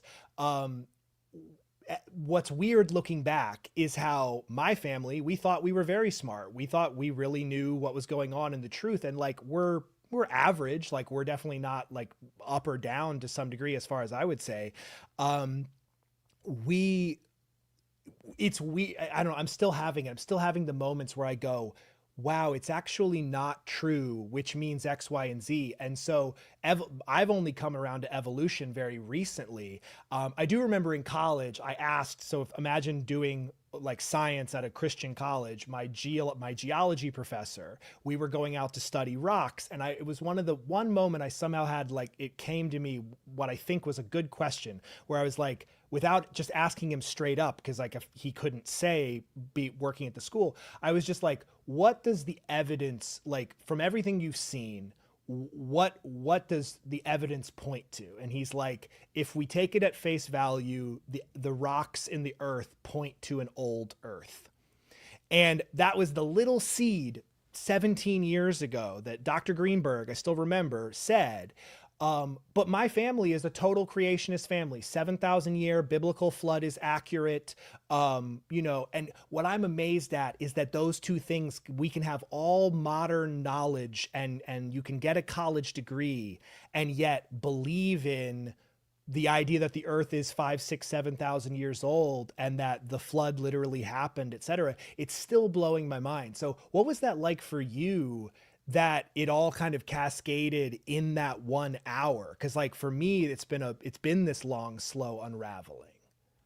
Yeah, it's a good question. I sort of attribute it to the idea of when someone's dying really slowly, and you kind of do your grieving along the way. You know what I mean? It's any kind of death and loss like that is horrible. But if someone, you expect them to live to be 80 or 90 and they die at 40. From a car accident, it's a shock to your system. Like, I didn't expect this. This is horrible. And it's kind of like that where, and again, if anyone joining us late, I'm sorry. I've got a neighbor who's doing some pressure washing, and I think some of the noise is loud enough to get through. And it's not all coming through, I think, but I'm sorry about that background noise. But anyway, I think I did a lot of grieving along the way, and that's where but I don't think I knew I was doing it. Like, for example, my dad, my dad was we had a hard relationship. He was a bit of a monster for many, many years. And he was a hypocrite, but all of a sudden something happened where he basically, he had a depression that took over, but it took over to the point where it medically took over. He literally, like, they did brain scans and the doctors told my mom, who's a nurse, they said literally part of his brain is shrinking. Like his brain is literally shrinking. And eventually it got to a point where this depressed man who was such a monster, he became kind of like an emotional vegetable, not a physical vegetable, but an emotional vegetable, where he would literally spend 23 and a half hours a day in bed staring at a wall. And he wouldn't have seen us for a couple of years or a couple of months. We'd come and, come there with, grandkids were finally there. He'd come downstairs and say, "Hey, Tim, hey, kids." He'd take one bite of a banana. He'd put the banana back down on the counter and go back upstairs. And that was just how he lived the last few years. And so when he finally died, which was about 6, 7 years ago, when he finally died, it was, of course, sad in a sense, but it was like we kind of saw this coming. He spent the last few years just sitting in bed. And it kind of felt like that to me with Christianity, where I didn't know it was happening. I didn't know Christianity was dying right in front of me. It was on life support, really, and I didn't know it, but it was. And I think there's a part of you that as a Christian, that's really, when you really, really believe it, and you're fully vested, and you're not in that category where someone could truly make a good argument and say you weren't really a true Christian. They couldn't Right. have said that about me. I don't think.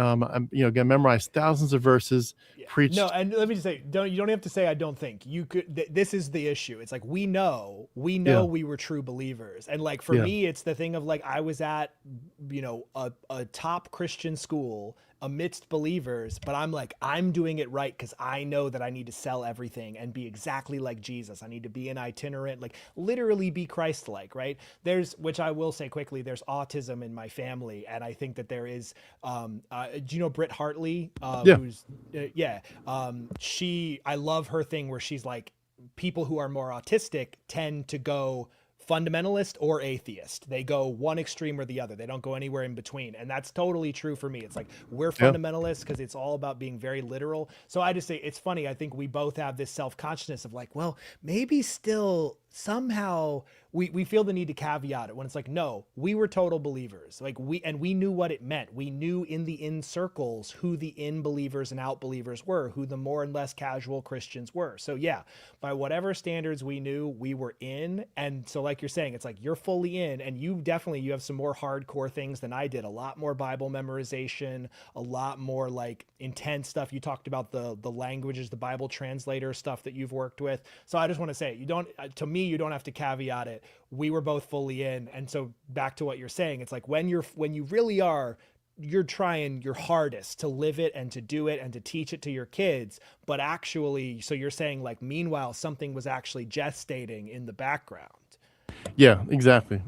And so when it hit for me, I think it was truly like the main question that was coming at my mind like a meteor, no stopping it. But the main question that was coming to my mind was that I literally for the first time in my life was willing to kind of articulate. Um, and I love, by the way, how you started our conversation with like how you talk to yourself. Um, Yeah. I was gonna joke, yeah, I talk to myself, and so do I. But it's just like I was talking to myself in my head and saying, is it possible, like just theoretically, is it possible that this is all fake? Is it possible that this is just made up? And because my mind had made it so real, like the Matrix, I'd made it so real for so long that I was talking to a God in a relationship with him. The afterlife was everything. His glory was everything. The cross was everything. The Bible was his divine word. It was just so much a part of my worldview that I'd made it real for 43 years of my life. Mm-hmm. And it was like, it was so hard to imagine, even theoretically, like, is it possible that this is not real? And as soon as I said it, though, I used the verbiage that it felt like, those movies where like you hear like the jungle beat, like there's tribal people who are going to come and get you with bows and arrows, and you got about 5 minutes, but the beating of the drum tells you you're about to be toast. Yeah, yeah. You better run or get in your boat or whatever. But it was like the jungle beat just saying, say it, say it, say it, say it, say the word that's not real. It's not And as real. soon as I said it, the thing that I think helped me to at that moment was I immediately connected the dots of I have been trying to address this cognitive dissonance for so long, thinking it's my fault, thinking there's some lack of my wisdom or understanding or insight or Bible knowledge or what have you, and that, or commitment to God. And so what was really going on inside my heart at that point for decades was, what is wrong with me? What is wrong with me? Why won't Yeah. this work? Why is Yep. his burden not easy and his yoke is not light? Mm-hmm. Why is the joy of the Lord not my strength? Or a lot of the times, why does it not make sense? And there were so many times. The other issue, there's a side issue to this, was the idea of the Lord's will, where I had prayed so many times for God's will, and he would literally like open up the doors wide open, like, oh my God, you've done it. I prayed and you've restored the years of locusts of Eden. This is so beautiful. And then it would slam in my face, Yeah. like nobody's business. And it was just insane, the stuff that happened, to the point where it's like you could keep explaining it over and over. It's like, well, God's just, it's refiner's fire kind of stuff. Right. But I was eventually like, there's something wrong here. There's something really wrong here. Mm-hmm. But I always thought it was on my side. And eventually it wasn't the issue of like, I want to finally get that get out of jail free card and I want to be guilt free. It was that I just wanted to understand, why does this feel like it doesn't make sense? Why there's so many non sequiturs? Yeah. And and why does God feel so far when I'm supposed to have some sense of his presence? And in reality, once I hit that spot of deconstruction where it just fully came together in an hour, it was like, oh, that's the reason it doesn't make sense, because it's never going to make sense. Yeah, because it's not You're, true. yeah, it's like you're, And it's the one thing you're most taught. Not it's the one option that's unthinkable that you're not taught to consider. It's like, but then ironically, it's like, well, then of course, it's sort of like it has to be in the place you've never looked. It has to be some option like that you've never contended with before. well, can I just add, it's like it, yeah, it's like the Santa Claus thing. I think that's, I just want to say this real quick, and I'll go on mute. The Santa Claus thing is the big issue for me.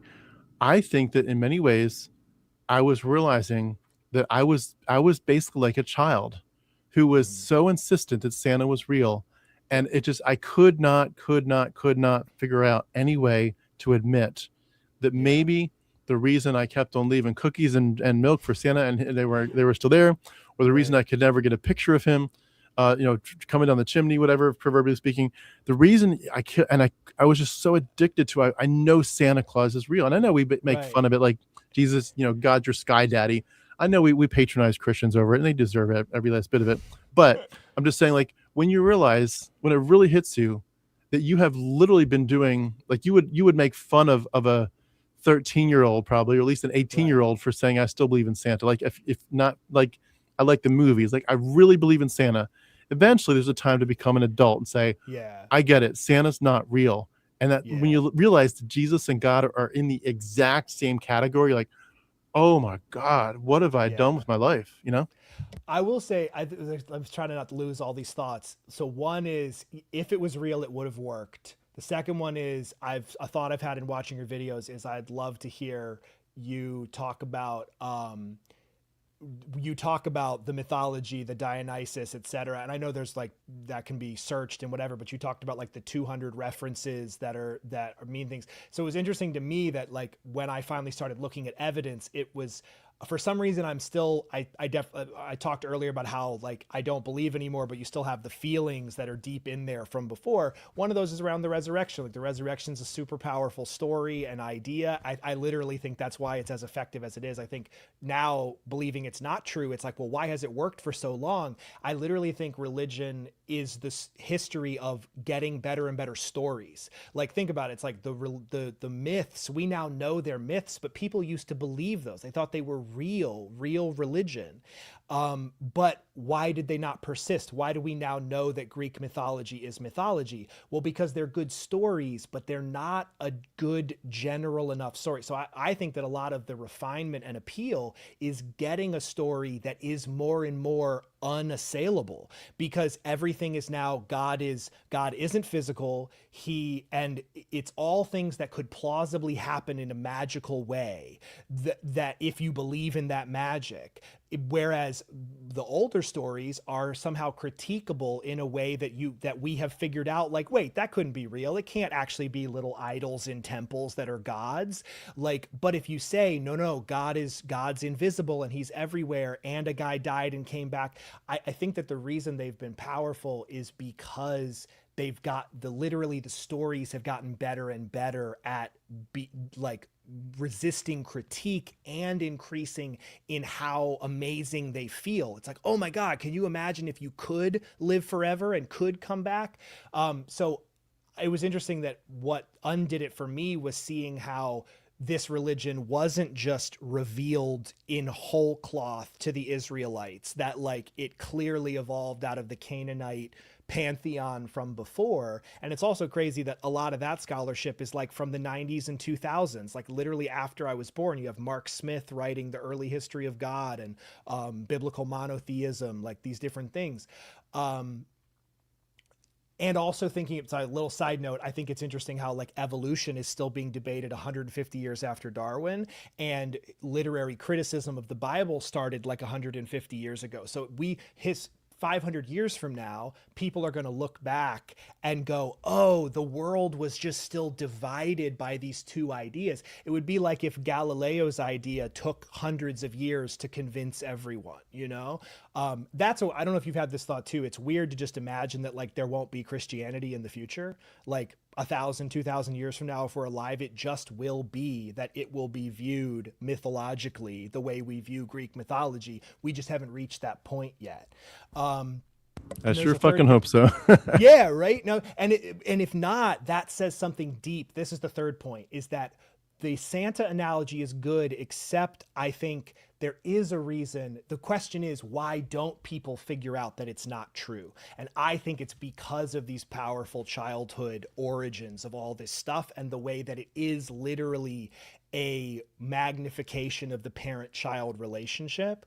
But I want to say quickly, the thing that came up when you were saying that, of like, I get the image when you talk about Santa, it's like, maybe I didn't put the cookies on the right table. Maybe I didn't come down at the right time to take a picture. You're always thinking about what you didn't do right because you're so convinced of the situation, instead of going, oh, it's that he's not real and he never shows up and that's why it never works.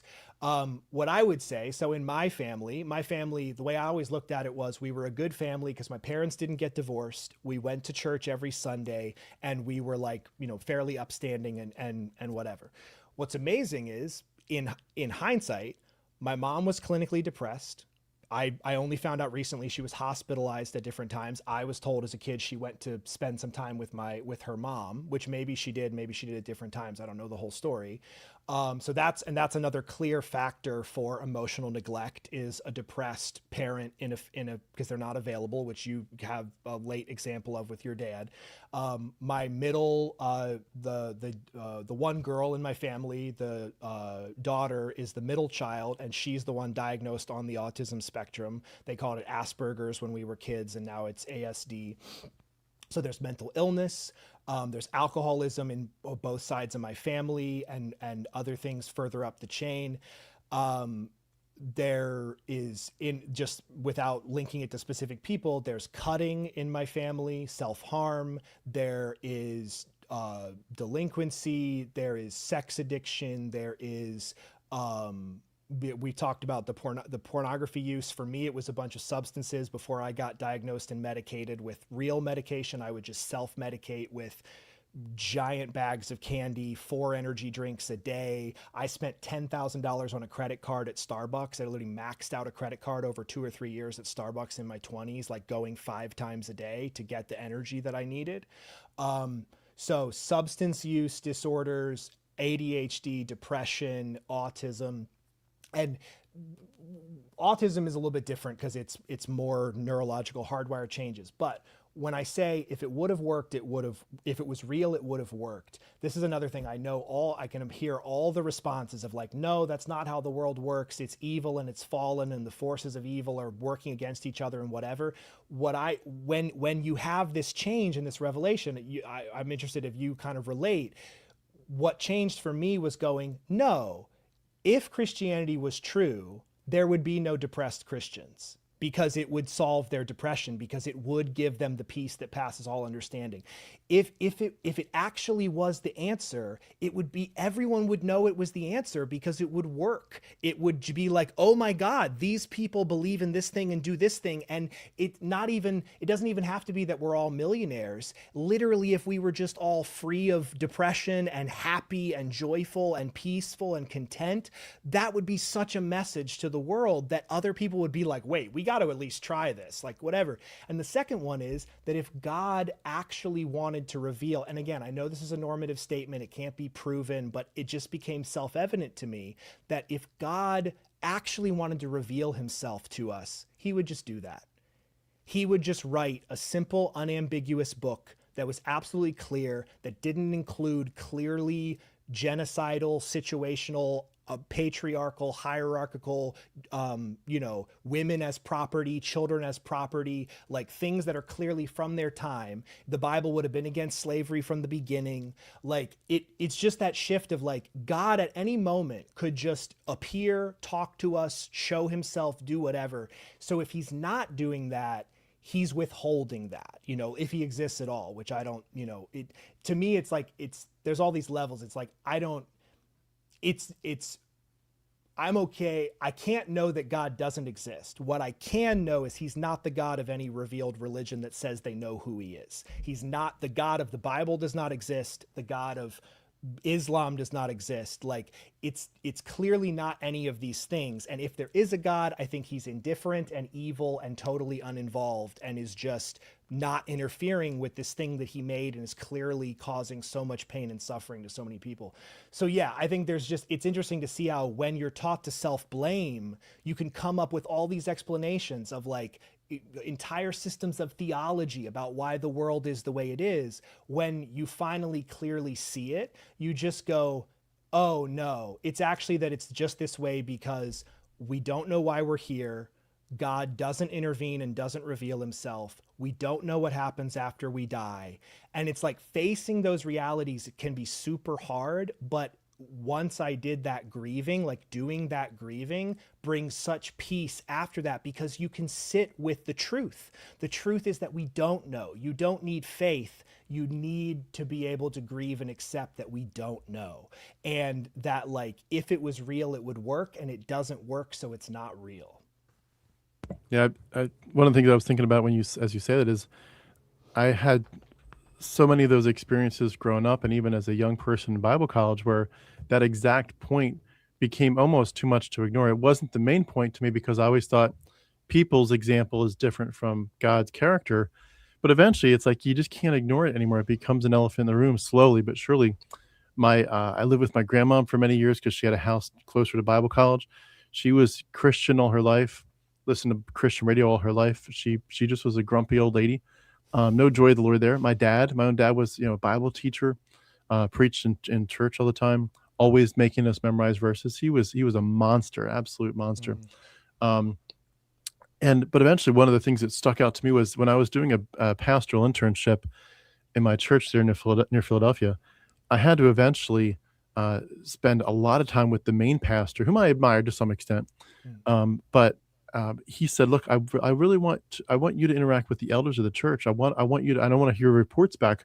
I want you to meet with all the elders, but specifically, I want you to tell me like 2 or 3 of the elders that you admire them, and to the point where you want to truly sit under them as you want them to be your guide for this year when you're doing the internship, and you want to truly imitate them. You want to imitate their faith, imitate their family." You just really admire them. And I remember it was a pretty big church. It wasn't a mega church, it was a pretty big church. And I remember distinctly saying to myself, I don't want to be like any of these men. And I'm like, what in the world is that about? Like, really? A church like this? And they were just grumpy, fat old men. I'm like, I don't want to be like them. Like, and I know your kids are my age group. I know them. They don't live very good lives. It's like, come on. And it just eventually it adds up to, it's just one piece of the puzzle, but it just keeps on making you think, I wonder what I'm missing here. Wonder what I'm missing here. And that's where what got me over that hump was the issue of, two issues I would say that kind of ran simultaneously. Learning about the comparative mythology. You mentioned Myth Vision, and I just want to make a plug for that. Derek Lambert, friend of mine, he's doing great work. Other channels, similar channels, but when you learn the mythology, you realize where it's coming from.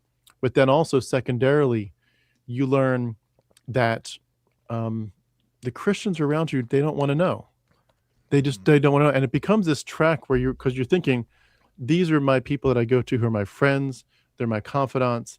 I trust them with my heart. I trust them with my soul. I want their opinion, their wisdom. And all of a sudden, they're like, they won't even give me the time of day. I remember, for example, I went when I was growing up, we went to a church for a few years when I was little, and then we moved to a different church and a bigger church. But the very first church, the reason we were in it was more like my family church. My grandma had gone there. She went there till she was dead. Other family members, but there's this little Baptist church. There was actually, over the years, it's thrived. It's done pretty well for a small little church, but it was like my family's church. And we even though we moved to different churches, we kind of go back there. It was like, you whenever you went there, you'd see cousins and stuff. And I remember as I was deconstructing, I called this pastor of the church. He'd been there for 30 years. And I was like, look, I really want to meet with you. I want to talk to you about some stuff that I'm learning and thinking through. And his name was Perry. I said, Perry, I really want to talk to you about this stuff. I'm learning so much so fast. And he said, sure. Like what we're just texting. And I said, Perry, can I please meet with you? I need to just figure out, what do you think about this stuff? He's like, yeah, but just give me a heads up. What's the topic? What are we talking about? And I said, we're talking about the Jesus's relationship to the Greco-Roman mystery cults. And I mean to tell you, this man of God, this guy that was just so strong and everything. He was the theologically sound. He cut me off in this one response. I'm not going to meet with you about this at all. And bam, he never responded to me again.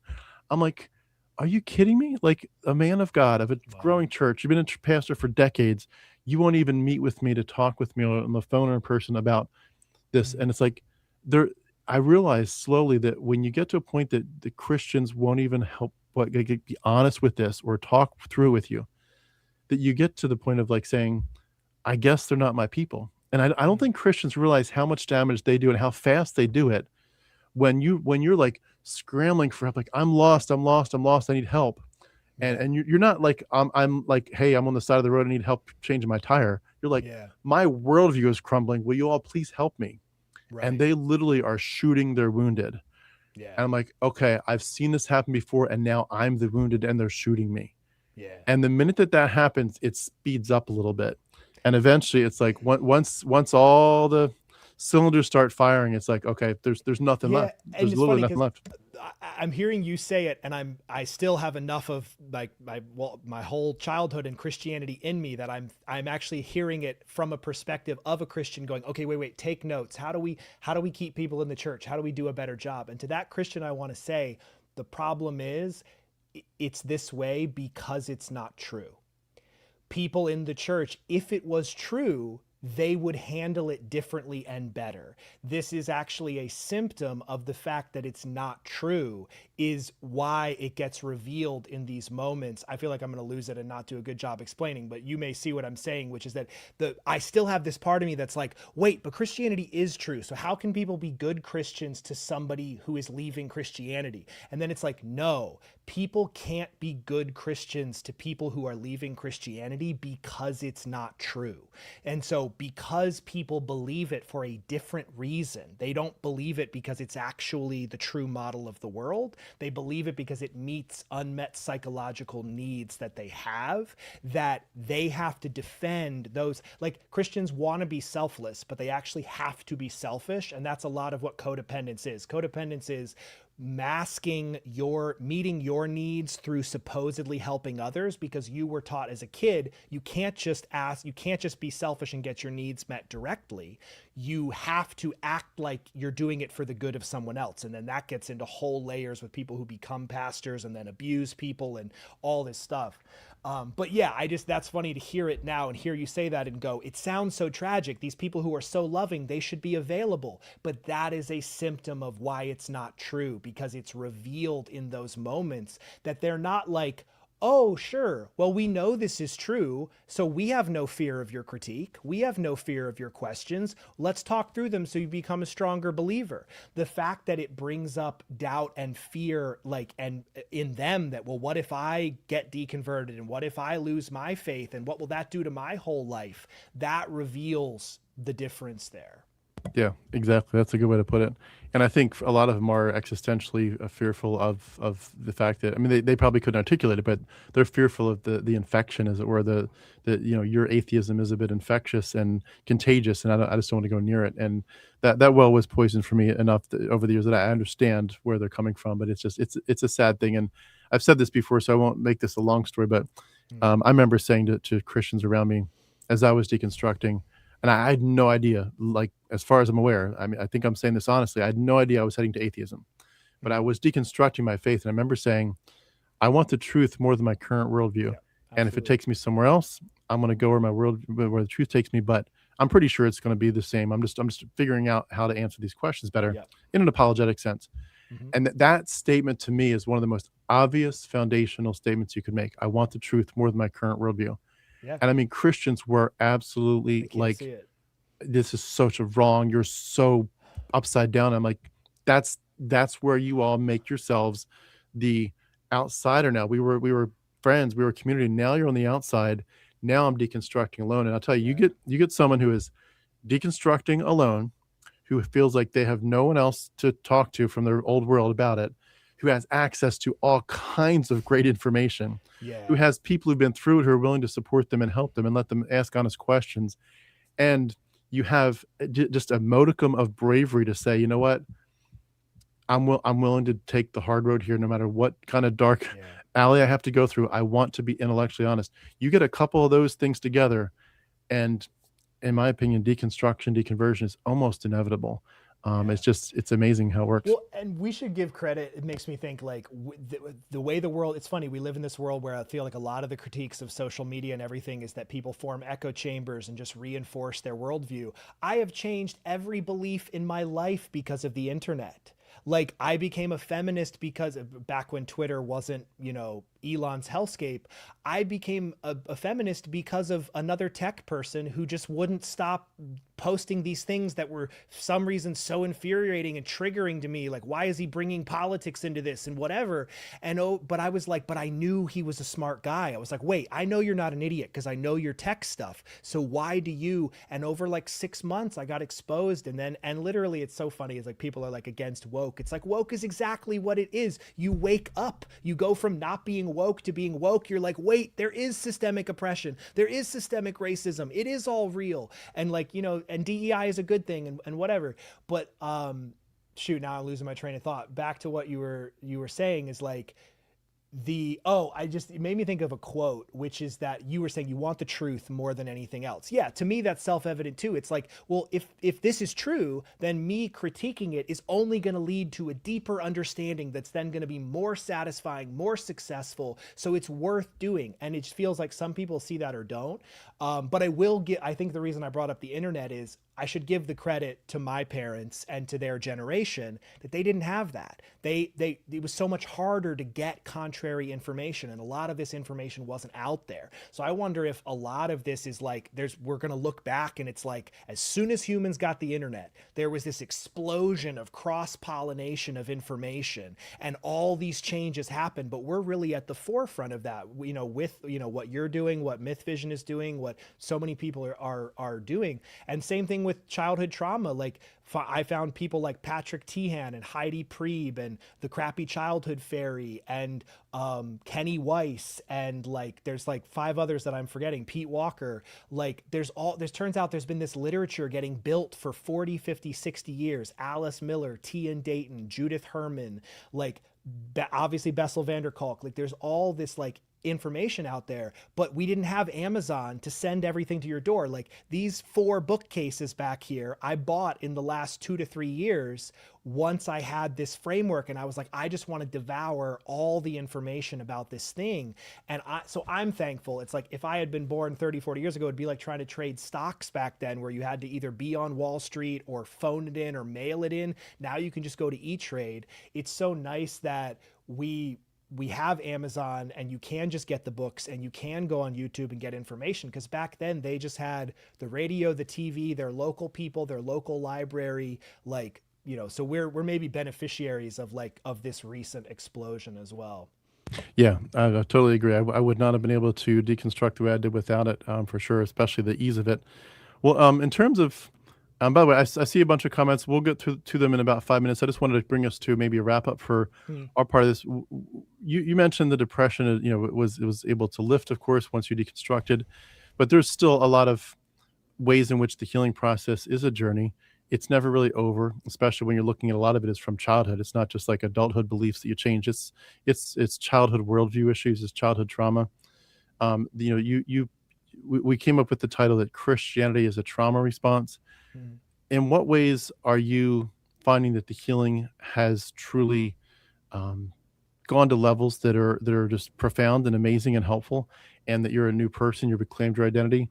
Yeah. And sort of what's been the best part of that, and what's helped you move along the most? But then also, what's sort of some of the harder parts that are going to, in a normal, completely normal sense, but they're going to take a while.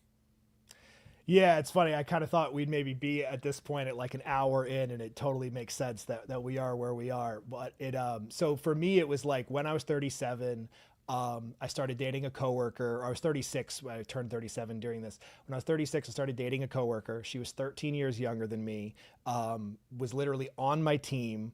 And at the beginning, we like laughed about it, joked about it, like, aha, they say you're not supposed to date coworkers, but we're so in love. This is so great. Like, isn't that funny? And then it, in 2.5 months, completely fell apart. And you know, in hindsight, if you read the codependence literature, it was just a classic codependent relationship. You get into attachment theory. She was avoidant, I was anxious. You know, I also overlap with some disorganized attachment, etc. And it all just makes sense. And then that got me back into therapy. I had already gotten diagnosed and gotten Adderall for ADHD and stuff years before, which really, that was like a stopgap in the meantime. But the problem is that was sort of covering the emotions and the trauma and the religious trauma. And it was like actually helping me try to live up to those perfectionistic ideals. So I should have also been going to therapy. I didn't also like do both sides of it. But those therapists also didn't know to tell me that. So that was, you know, they could have been aware of this model. So I went back to therapy and started doing a lot of this reading, found a lot of these YouTube channels, and the framework I've shifted to, what feels like it fits the facts better. I go back to that Nietzsche idea of what if everything could be explained physically? What if it isn't that we're just born sinners or have a sin nature or original sin or whatever? And now what I would say is, it may sound like too generic, but everything comes from before. Because if we do just live in a mechanistic, materialistic world, the only thing that can cause what's happening now is something that happened before.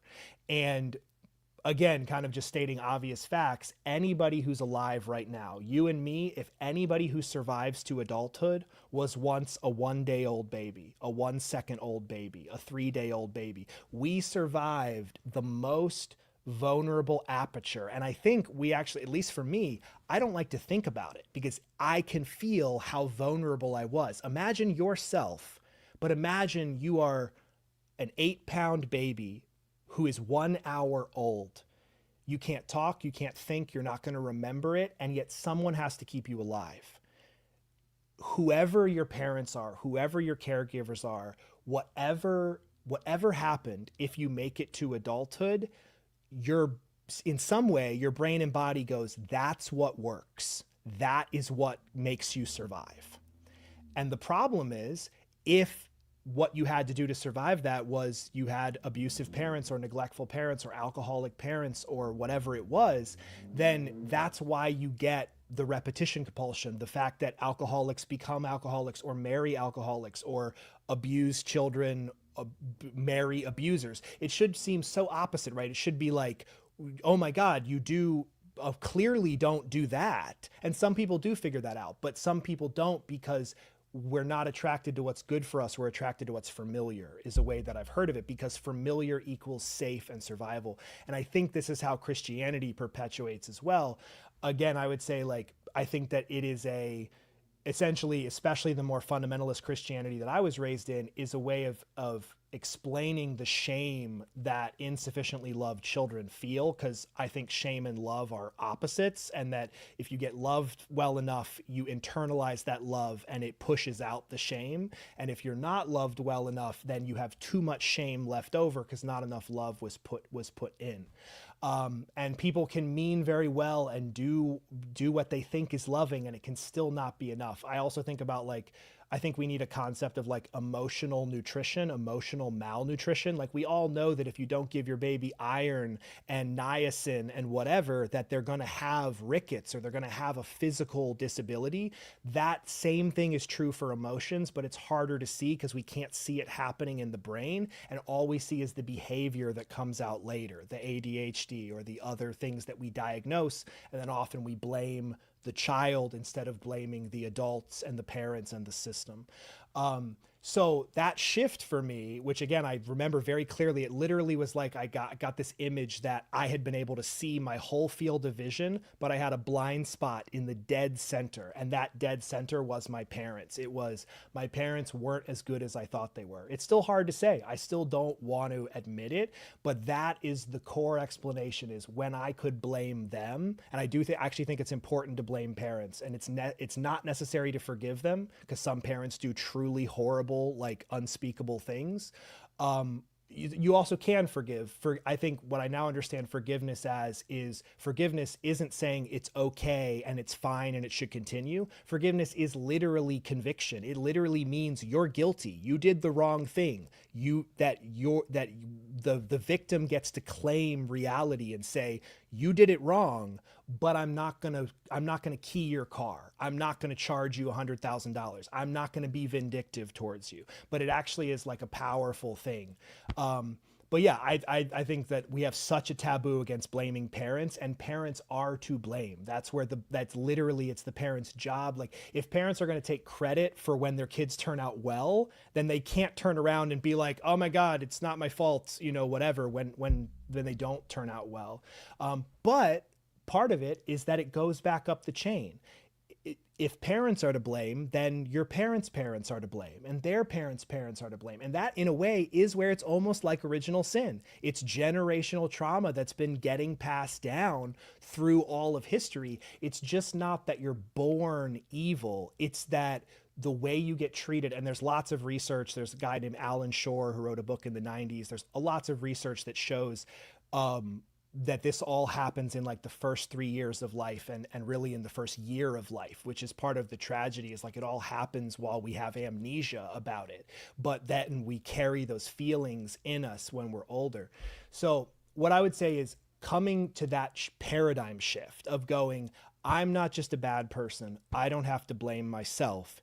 And maybe this actually comes from an explainable source of trauma and not just I was born this way and there's nothing I can do about it.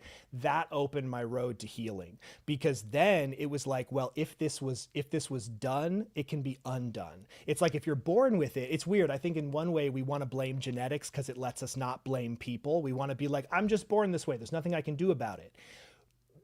But weirdly, it's like, well, then there's nothing you can do about it. And so what was very hopeful to me was it felt intuitive that if this happened in my early life, then I can feel those feelings and process that. And I just haven't been aware. I've been blaming God and sin nature and angels and demons. And it's really just feelings and trauma that are inside me.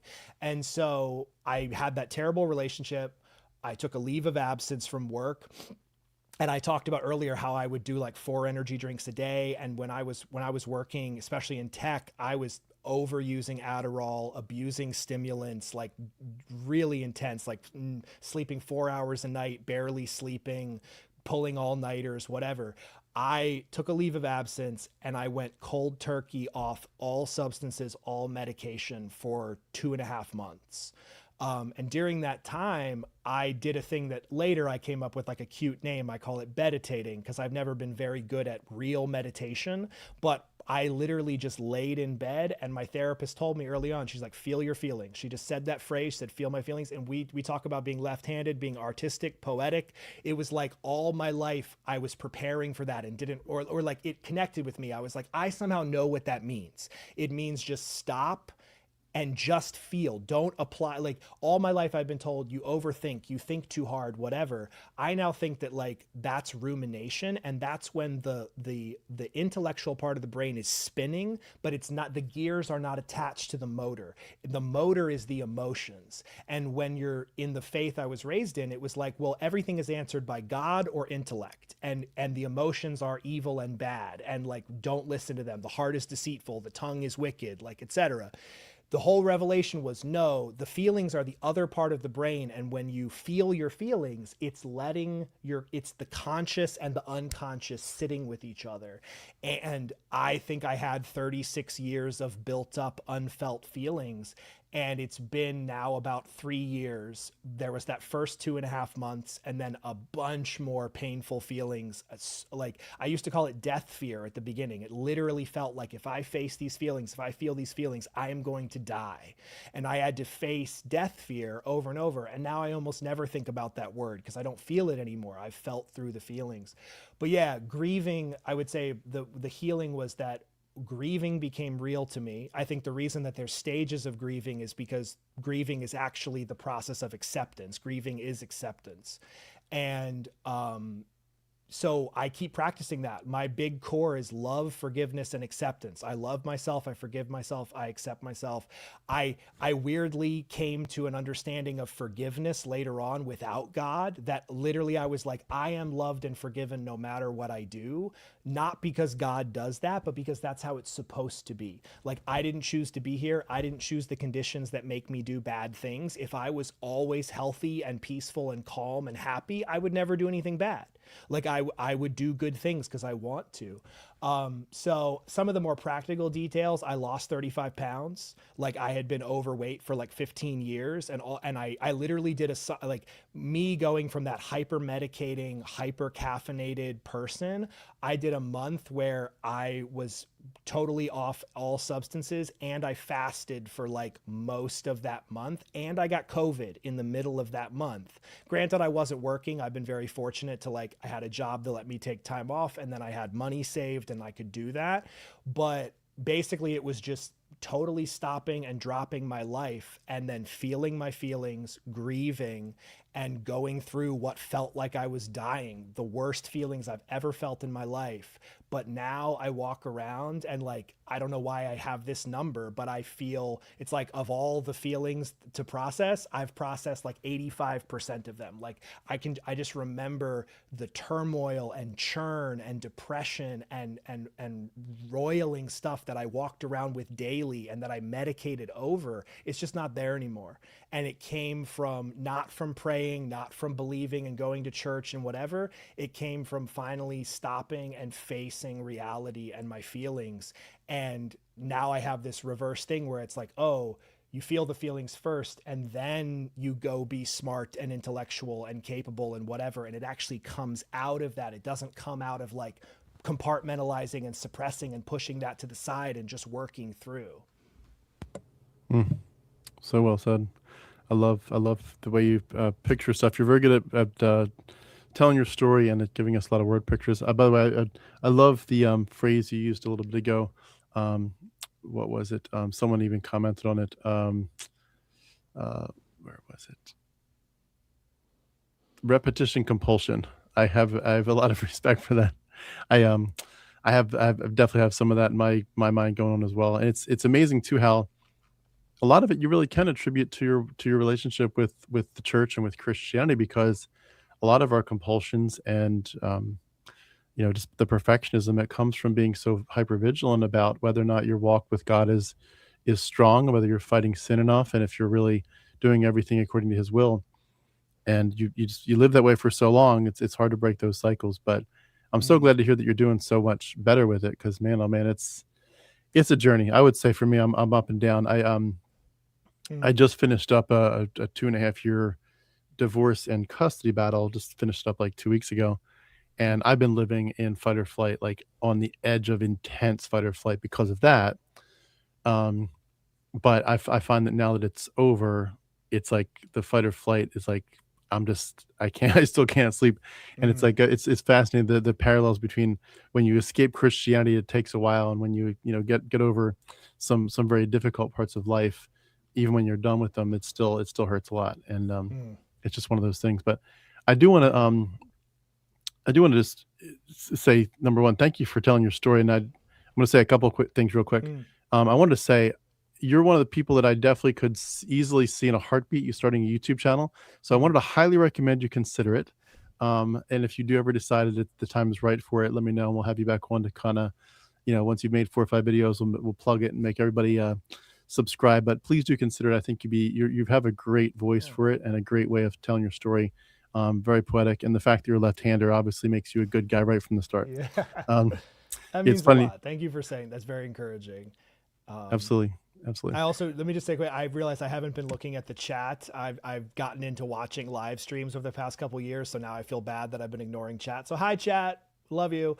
And then I also see, I think it's Miss Gibbs is on here, a fellow homeschooling mom that I grew up with. And she said, I've known Luke for 30 years, and she made a similar progression earlier. She went to I remember when I was still like a little aghast, she like went to Burning Man and did other things, and I'm so thankful. It's funny how things changed, where I'm now like, I'm thankful for the people who have made a journey out with me as well that I can relate to. So it's awesome.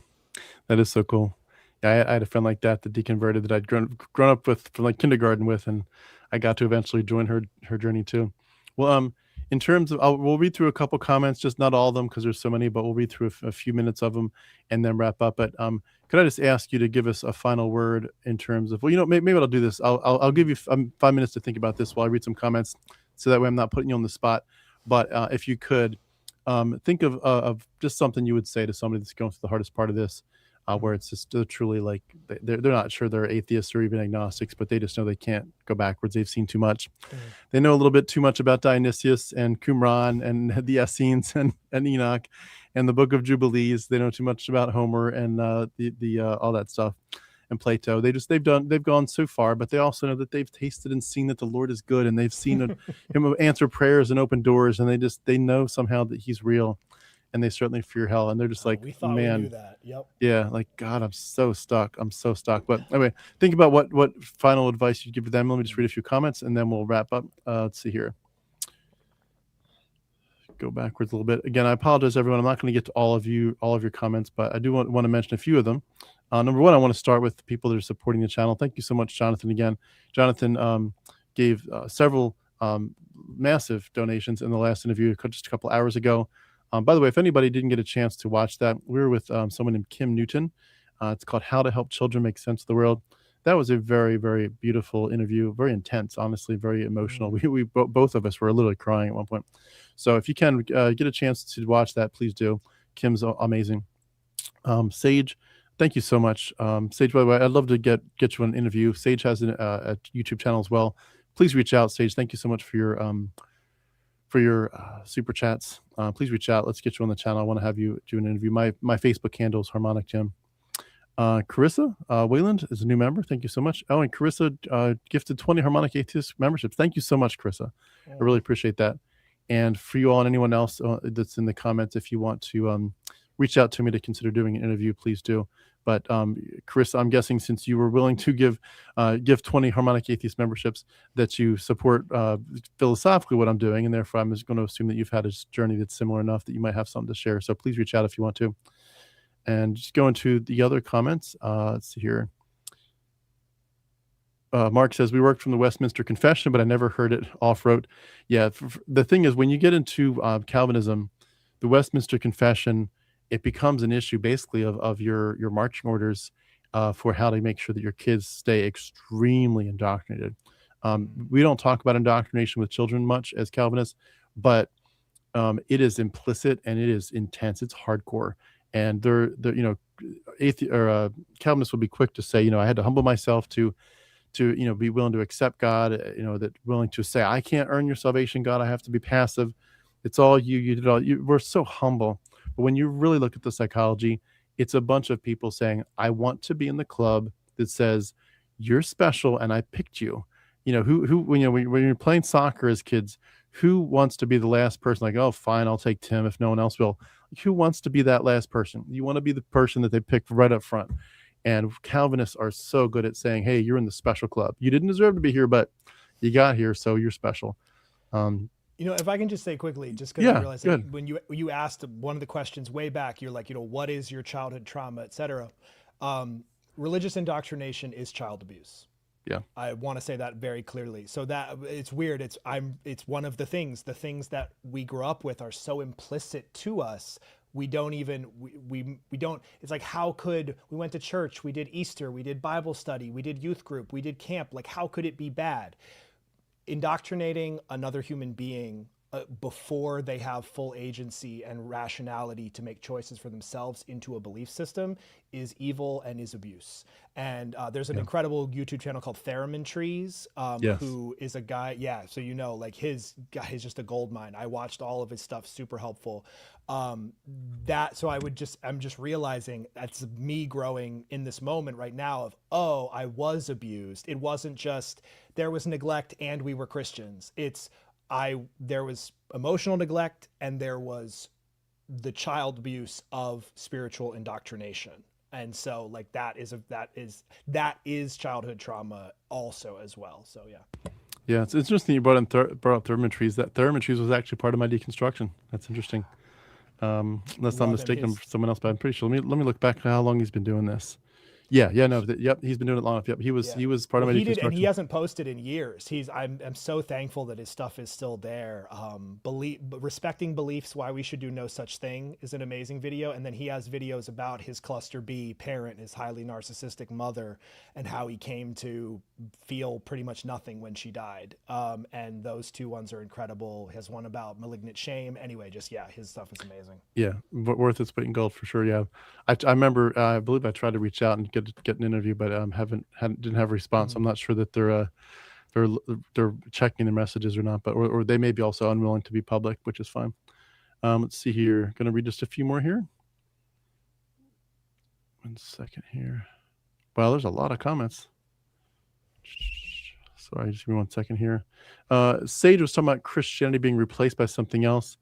I would agree, Sage. I think Christianity will die out someday in a sense, but I think there's just something about us. I hate to be negative or jaded, but yeah, I think unfortunately there's always going to be something, even if it's just like a political leader, the next Trump. There's gonna be unfortunately somebody after Trump. Trump's not going to live forever. None of us will, but at some point somebody will come after him, and I mean, I hope it's not. Hope it's Yeah. not anytime soon that we elect someone like him again. But the reality is, I think that a lot of us are going to probably see our religious stuff focusing more on socio-political leaders. That's just my guess, but obviously I won't be around to see it. Mhm. But Yeah, I think it's going to happen. corporations or that. And I will say quickly, another thing that's come to me, like I've always been an early adopter of technology. Like I was lucky to be born, like, or who knows if it's lucky, but like a part of my childhood was getting the internet very early on. I literally, I'll never forget, I went to CNN.com, just popped in my head, oh, there's news on the internet. Let me go check it. It was the night Princess Diana had died. And we literally didn't know if it was spoof. We were like, did CNN not have a website and somebody made a spoof website and they're trying to fake people? And we had to wait till the 11 o'clock news to find out that she had actually died. And that was one of those moments where I was like, the internet it was the whole promise right there. It gets you things instantly, faster, like whatever.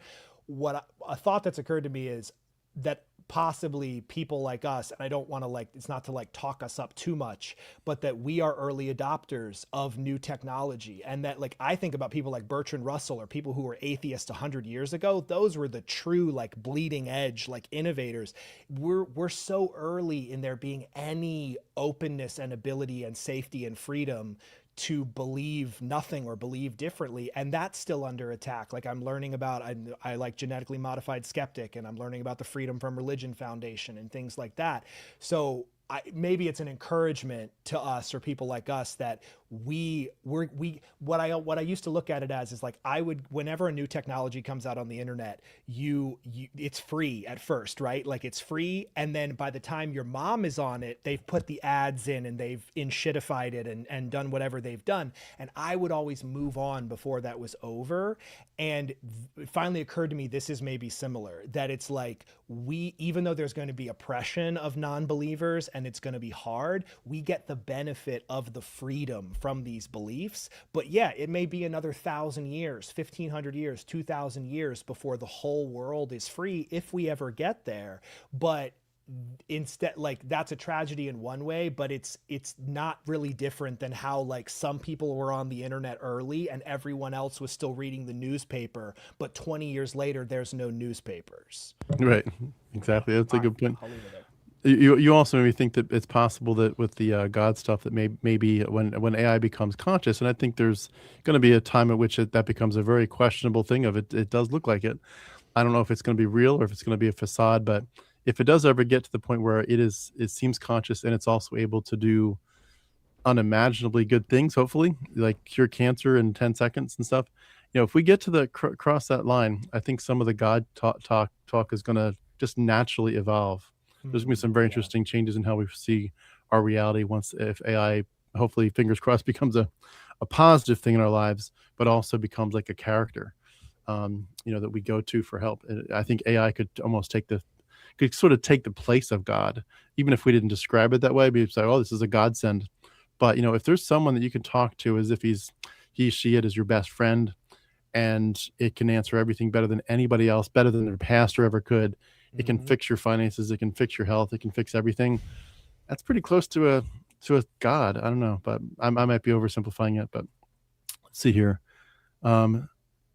Shell says, seeing how people and close and hospitable secular people were in China was an eye opener that people don't need religion to be happy and complete. Yeah, yeah, exactly. As a Christian, I expected a society so devoid of God to be so steeped in sin and hate, but it was actually the opposite. People were very loving and thoughtful to each other. That's interesting. Yeah. My acting teacher used to say, because he went to New York to be an actor, and then came back and taught at this Christian school. And at the time, we were all believers. He shared the story. He's like, "You're going to go to New York, and you're going to, in the first 6 months, you're going to meet a non-Christian who is more loving, kinder, better, more giving, more charitable than any Christian you know." And it was put as like a challenge to our faith of like, yeah, you got to kind of make sense of that. But of course we would have just said, right, well, we're all sinners, saved by grace, etc., blah, blah, blah. And now I just look at, it's like, yeah, that's just a plain fact. The writing's on the wall there. Yeah, exactly. And thankfully a lot of that helps us deconstruct. Laura, thanks so much for being here, Laura. Laura says, played the self-blame game for far too long. Yeah. I think a lot of us would say the same thing. Learning to trust myself. Let's see here again. I'm going to just scroll through quickly through a few of these.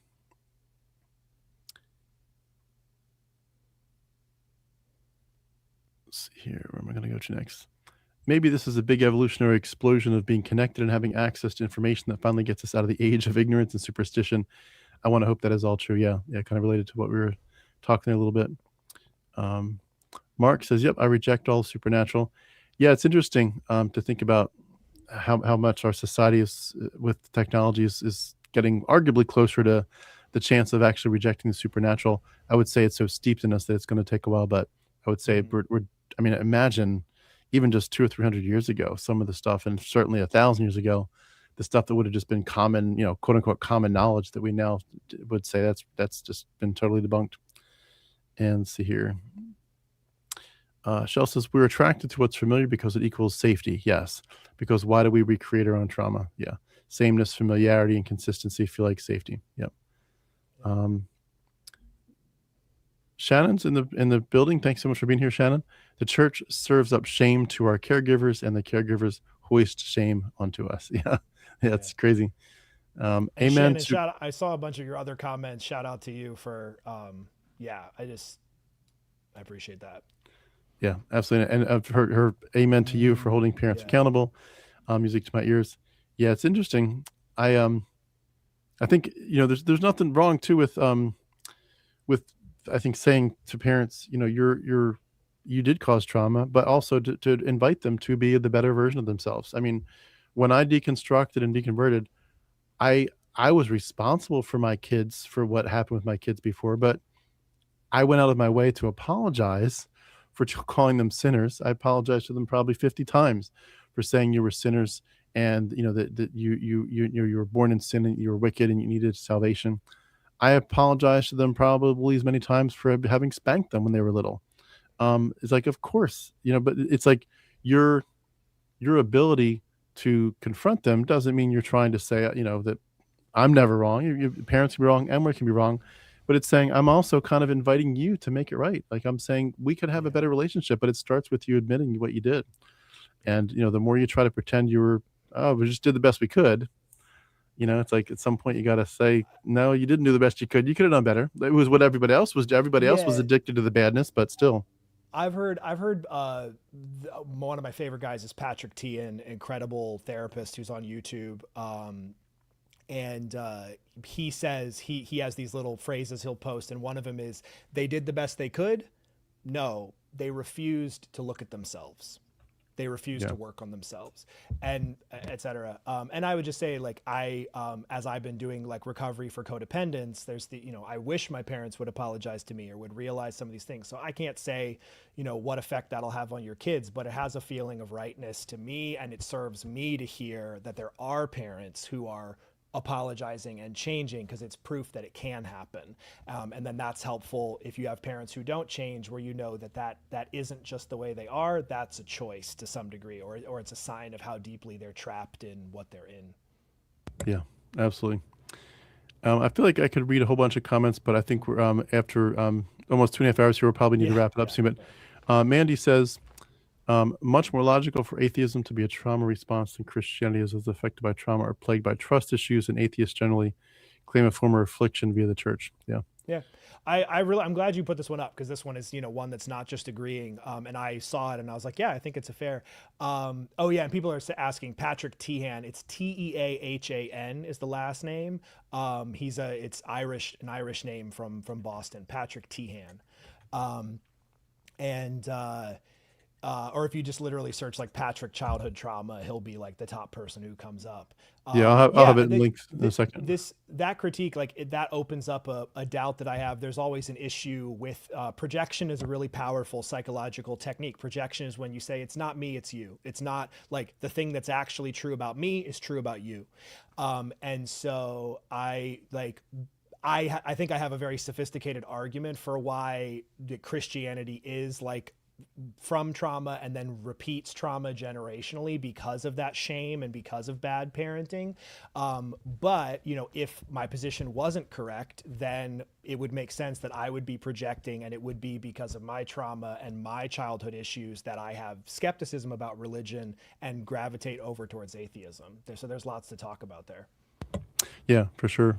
And the good thing is, that I think once you get to a point where you realize that you are having all these trauma responses from, from all these things you've been through, that eventually you get down to a point where you say, this is ultimately in many ways about doing true heart work, true shadow work, where you go back all the way, not just to the theology and the doctrine, the church culture, but to your childhood, like you mentioned in part. Your childhood is a big place where you're basically going back and saying, I want to go back to when I was 5 and 6 and 7 and 8 and reparent myself. Yep. And a lot of us are doing that. It's a beautiful thing to do it. And I think in many ways, I'm seeing more and more that my ultimate journey of healing is a journey into my childhood. And that's why I honestly spend Absolutely. a ton of my time Yeah. brainstorming. Like every time somebody from this, these interviews or somewhere else says something from their childhood, I'm like, wait a second, I've got that same story. I didn't write that. And I'll write it down. I'm working on a very, very, very long presentation about it. And eventually I hope to do it and maybe even write a book, but we're trying to go back and heal ourselves. And I love the idea of being able to say, to imagine giving my childhood self a conversation through time. Yeah. I hope Yes. somehow to be creative in how I present that. But well, I do just want to ask, one final question here again. If you could tell us what you would say to somebody going through the hardest part of deconstruction. Yeah, I feel like I had better wording earlier, but just it's gonna be okay. Like it's beautiful, it's wonderful, everything is okay. Like, and I'll say this. So imagine I'm talking to myself, to my earlier self. Like everything you're afraid of is fine. The world is fine. It is scary and dangerous that we don't, or I don't even know if it's dangerous, but it is. There is fundamental fear in the uncertainty of we don't know what happens when we die. We are going to die. But those are things that the people I grew up with couldn't face. They had to have a belief system to make it okay. They couldn't just face the way things are, and which is that we don't know. And so what I'll say is there's fear there, and there's sadness, and there's whatever issues are there, but it's so much easier too. It's the thing we said earlier about you stop looking for Santa and the cookies and the picture. It's so much less intellectual taxing and weight. You don't have to carry around this system, and you don't have to judge people and feel like you have to evangelize and wonder if you're being a bad person for this or that. You're just alive, you're just a human, and that freedom, that's the trade-off. It's like belief systems give certain benefits and then they have certain costs. And ultimately, I don't think they're true and they're not worth it, but I think that's why they persist and why people do them. And the opposite is, yeah, if you're not going to believe, you're going to have to face that we don't know what happens after we die, and that is scary and sad and brings up a lot of feelings. But inversely, you're not going to have to do a bunch of work you don't need to do. You get to just walk around, live, love life, love people. You get to love people directly. It doesn't have to be this whole triangle thing of I'm loving you because I'm loving God, because God is first, but I love you. You can just love your kids directly. You can just love other people directly. You can love yourself directly. That's one thing. I'll probably end with that. I said feel your feelings earlier. Literally, my top two things are feel your feelings, love yourself. And it still feels wrong to love myself, but it's absolutely the answer. I didn't get enough love in childhood, so I didn't internalize enough love, which left me with too much shame. Christianity told me that that was because I was bad. That's not true. And so self-love, like love really is the answer. It's just that it's not God's love or divine love. It's self-love, and it's love of parents to children. And so, the reparenting, like you just said, the inner child is real. You go back. There's an exercise that that Pete Walker talks about. You do a time travel and you go rescue your 2-year-old self. You go back and you literally rescue them and tell them, if I could go back, I would defend you from the parents. I would defend you from the abusers, and I would take it away. And so, yeah, just when you asked me that question, the first thing was just the calmness and how much burden is lifted when you don't have to think about everything through this giant framework lens of belief and Christianity and whatever. And it just becomes simpler, where you just go like, oh, we're just alive. We're just living until we die. And the only thing to do is to live love and relationships with each other. Like, that's not grammatically correct, but that's what's coming to mind. It's just, you just live with each other, love people, and then you grieve with each other as we go through this process until it's over. I love it. I would just add one more quick thought too, and we'll wrap up. I think for a lot of us, we've spent our whole lives focused on what does God want, what will make God happy, and it kind of takes over your personality and your sort of your inner self culture from the earliest days, that you don't really know yourself. And in many ways, the journey of loving yourself is also the journey. I mean, the journey of loving yourself, or learning to love yourself, is also the journey of getting to know yourself. Be like, what do I want? What do I like? Who am I? And it's, we can't really love ourselves well if we don't know ourselves. And I think a lot of us could argue, we know God, we know the church, we know what our parents want, we know what the Bible says, but like, who am I? And it's a weird thing to say, we're in our whatever 30s, 40s, 50s, 60s, and saying, I have never lived a day of my life. I don't know who I am yet. Yeah. And that's why it's so hard, especially in the older years. It's like I'm starting over, but it's like it's a beautiful journey. And I love to just say too that this is where, if you do have kids, it's a beautiful chance to give your kids a better shot at reality than you did. And there's nothing you can do we can't call back time. Kids just need love. Kids just need love. They don't need a system. They don't need a belief. They really just need to be loved. I've always have one more thing, but if I can just say, do you know where the word Lord comes from? You know the etymology of Lord? No. So this is the thing. I have a whole thing, and I always feel bad that I should write the list down, and then it's more compelling. You list it all in a row. So Lord comes from loaf ward, which is literally the bread guard, or we would say the breadwinner, which is what in traditional classic families, the father. So Lord is father. So when we say Jesus is Lord, we're actually saying Jesus is father. What I would offer to people in closing is that everything makes sense if you think of parents and children. If you have a situation and you can't understand it in your life, why are you struggling with a boss, a coworker, a partner? Think of them as your parent and ask if it makes sense. For me, it's been 100% since I figured that out. It's always something that would have been true when I was a kid with the parents that I had. And there's a whole thing in psychology about how we make an internal working model. We project that out onto other people. We have this template from childhood. And that's what reparenting and therapy and inner child work is about realizing we can change that.